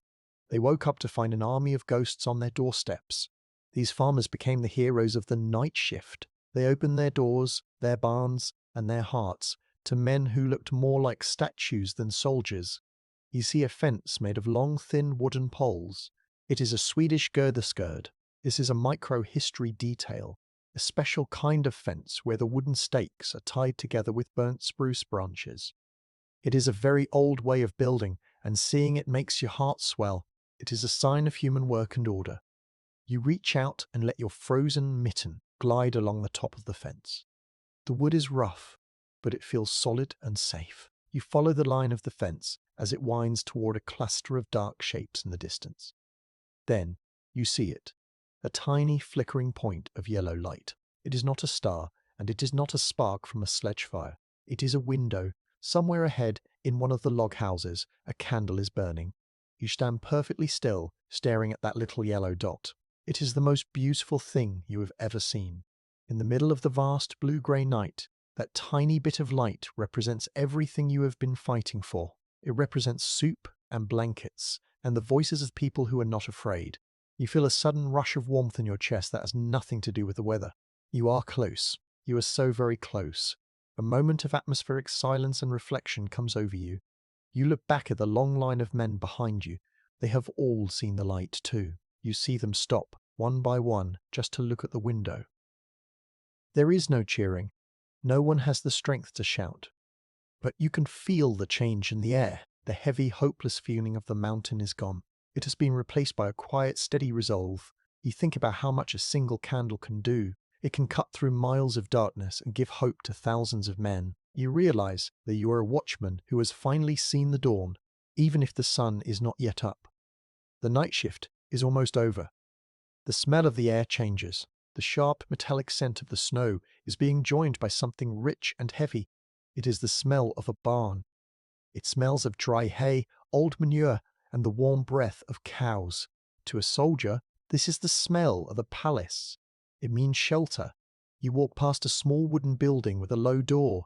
You hear the soft thump of a cow moving inside, and the clink of a bell. The sound is so normal, so peaceful, that it feels like a dream. You want to walk inside and bury yourself in the hay, but you keep moving toward the main house where the light is. You reach the edge of the village. The houses are made of heavy, squared logs, notched together at the corners. The wood is dark with age. You see the smoke rising from the chimneys, thick and white against the dark sky. It doesn't blow away in a scream like it did on the mountain. It drifts up slowly and peacefully. You walk onto the main path of the village. The snow here has been shoveled away from the doors. You see the marks of a broom on the porch. These small signs of someone caring for their home make you feel like a human being again. You are no longer just a number in a blue coat. You are a guest. You see the first villager. He is an old man wearing a thick woolen cap and a heavy sheepskin coat. He is standing on his porch holding a lantern made of horn and tin. The light from the lantern makes his face look orange and warm. He looks at the line of soldiers with wide eyes. He sees your frozen clothes, your ice-covered muskets, and your tired, pale faces. He doesn't ask who you are or what you want. He simply steps aside and points toward the open door. "Come in," he says. His voice is low and raspy, but it is the first kind voice you have heard in a lifetime. You step onto the wooden porch. Your boots make a loud thump-thud on the boards. It is a solid, hollow sound, so different from the soft shush of the snow. You reach the doorway and pause. The heat from inside the house hits you like a soft wave. It is thick and smells of wood smoke, roasted grain, and dried herbs. It feels so good that it almost makes you dizzy. You take off your tricorn hat, and a pile of snow falls from the brim onto the floor. You look at the wooden floorboards worn smooth by generations of feet. You are standing on a real floor. You are under a real roof. You look at your hands in the light of the house. They are red and swollen, but they are yours. You look at your musket, leaning it against the wall near the door. It looks tired too. You feel the weight of your bag slip off your shoulders for the last time. You are not a watchman of the blizzard anymore. You are a man who has come home from the dark. You see a long wooden bench near the hearth, and you move toward it. Every muscle in your body is shaking, but it is a shaking of relief, not of cold. The night shift of the mountain has been the hardest thing you have ever done. You have seen the king die, you have fought the blizzard, and you have walked past the ghost army. You have carried the history of the march in your very bones. But now you are safe. You look at the fire dancing in the fireplace. The flames are bright and busy, eating through a big log of birch wood. You sit down on the bench and feel the wood beneath you. It is hard and steady. You close your eyes for a second, and you can still hear the wind, but it is outside. It cannot reach you here. You take a deep breath of the warm house air. It is sweet and heavy. You feel the ice on your coat starting to melt, turning into small drops of water that sizzle when they hit the hearthstones. You are a watchman of the transition, the moment when the nightmare ends and the rest begins. You look at the old man with the lantern, and you give him a small, tired nod of thanks. He nods back and disappears into the kitchen to find some porridge. You are in Handel. You are in Sweden. You are alive. You lean your head against the log wall and let the warmth take you. The march is over. You are sitting on the long wooden bench, and the world is finally still. The logs of the farmhouse wall are solid against your back. They do not shake when the wind hits the outside of the house. You can hear the storm, but it sounds like a ghost crying far away. It can no longer touch you. The air in this room is thick and gold. It is filled with the light from the fire and the smell of the hearth. You watch the old farmer come back into the room. He is carrying a large wooden bowl. Steam rises from the bowl in soft white curls. He sets it down on the table in front of you and hands you a heavy tin spoon. This brings us to a simple fact of history. The survival of the men who reached Handar was a miracle of human kindness. The farmers gave everything they had. They used their winter stores of grain and meat to feed an army that was 500 times bigger than their own families. They turned their barns into hospitals and their kitchens into shelters. Without these small mountain farms, many more thousands would have been lost to the snow. You are one of the lucky ones who found a seat by the fire. You are a witness to the end of a long, dark journey. You dip your spoon into the bowl. It is thick porridge made of barley and oats, with a small piece of salted butter melting in the middle. The butter looks like a tiny yellow sun. This is a micro-history detail of your first meal. The small click. In a land where the winter is long, butter is more than just food. It is a sign of welcome and wealth. You take a bite. The porridge is hot and creamy. It tastes of the earth and the sun. As the warmth moves into your body, you feel the last of the mountain's chill leave your bones. You feel your toes starting to tingle. You feel your fingers becoming soft again. The ice that was inside your heart is finally melting. A moment of atmospheric silence and reflection comes over you. You look at the fire. You think about the night shift you have just finished. You were the guardian of the past, walking through a storm that tried to erase everything. You saw the pride of an army turned into a struggle for a single breath. You saw the strength of the human spirit and the terrible power of the ice. You realize that you are carrying a story that must never be forgotten. You are the history watchman, and your watch has brought you through the deepest dark of the year. You feel a sense of peace that is as deep as the snow on the peaks. You have done your duty. You have stayed awake. You have come home. The room is very quiet now.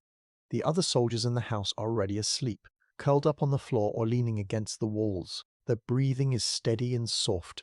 It is a peaceful sound like the rustle of dry leaves. You look at your blue wool coat, which is drying near the fire. It is stained and worn, but it is a badge of honor. It is the coat of a survivor. You feel your own eyelids getting heavy, but this is not the scary sleep of the mountain. This is the sweet, safe sleep of the hearth. You know that when you close your eyes now, you will wake up to see the sun. You think about the new year again. It started in a blizzard, but it is ending here, in the warmth of a Swedish farm. You think about the spring that will eventually come. The snow on the mountains will melt, and the ghost army will be covered by green grass and small mountain flowers. The world will turn again, and the wars will fade into stories, but you will always remember the feeling of the wind and the taste of the hard bread. You will always remember the men who stood in the ice. You are the keeper of their memory. You are the watchman who saw the night through. The fire pops, sending a single bright spark up the chimney. You watch it go, a tiny bit of light returning to the sky. You feel the weight of the blanket the farmer has placed over your shoulders. It is made of thick, grey wool and smells of the meadow. You pull it tight around you. You are no longer a soldier on a march. You are a human being at rest. You take one last deep breath of the warm air and let it out slowly. The mountain is far away. The storm is over. The watch is done. The air in the room is soft and still now, like the world is holding its breath while you rest. You can feel the heavy warmth of the fire spreading through the floorboards and into your tired feet. The shadows on the wall are dancing slowly, moving in time with the gentle flicker of the flames. You are safe here, tucked away in the heart of the valley, where the cold cannot find a way inside. The long road is behind you, and the mountains are just a memory in the dark. You don't have to listen for the whistle or watch for the tracks in the snow anymore. You can let your mind go quiet and still, like a frozen lake under a clear winter moon. The weight of the sheepskin blanket is comforting and steady on your chest. It feels like the earth itself is giving you a hug, telling you that the work is finished and the journey is over. There are no more hills to climb and no more winds to fight. There is only the soft hum of the hearth and the peaceful rhythm of your own breathing. You are a part of the quiet house now, a part of the safety and the light. The morning will come in its own time, bringing the pale winter sun to the windows, but for now, the night is your friend. It is a time for deep, dreamless rest in a world that is finally at peace. You have done well. You have kept the watch. Now it is time for the watchman to sleep. The sun is rising. The gates are opening. The watch is ended.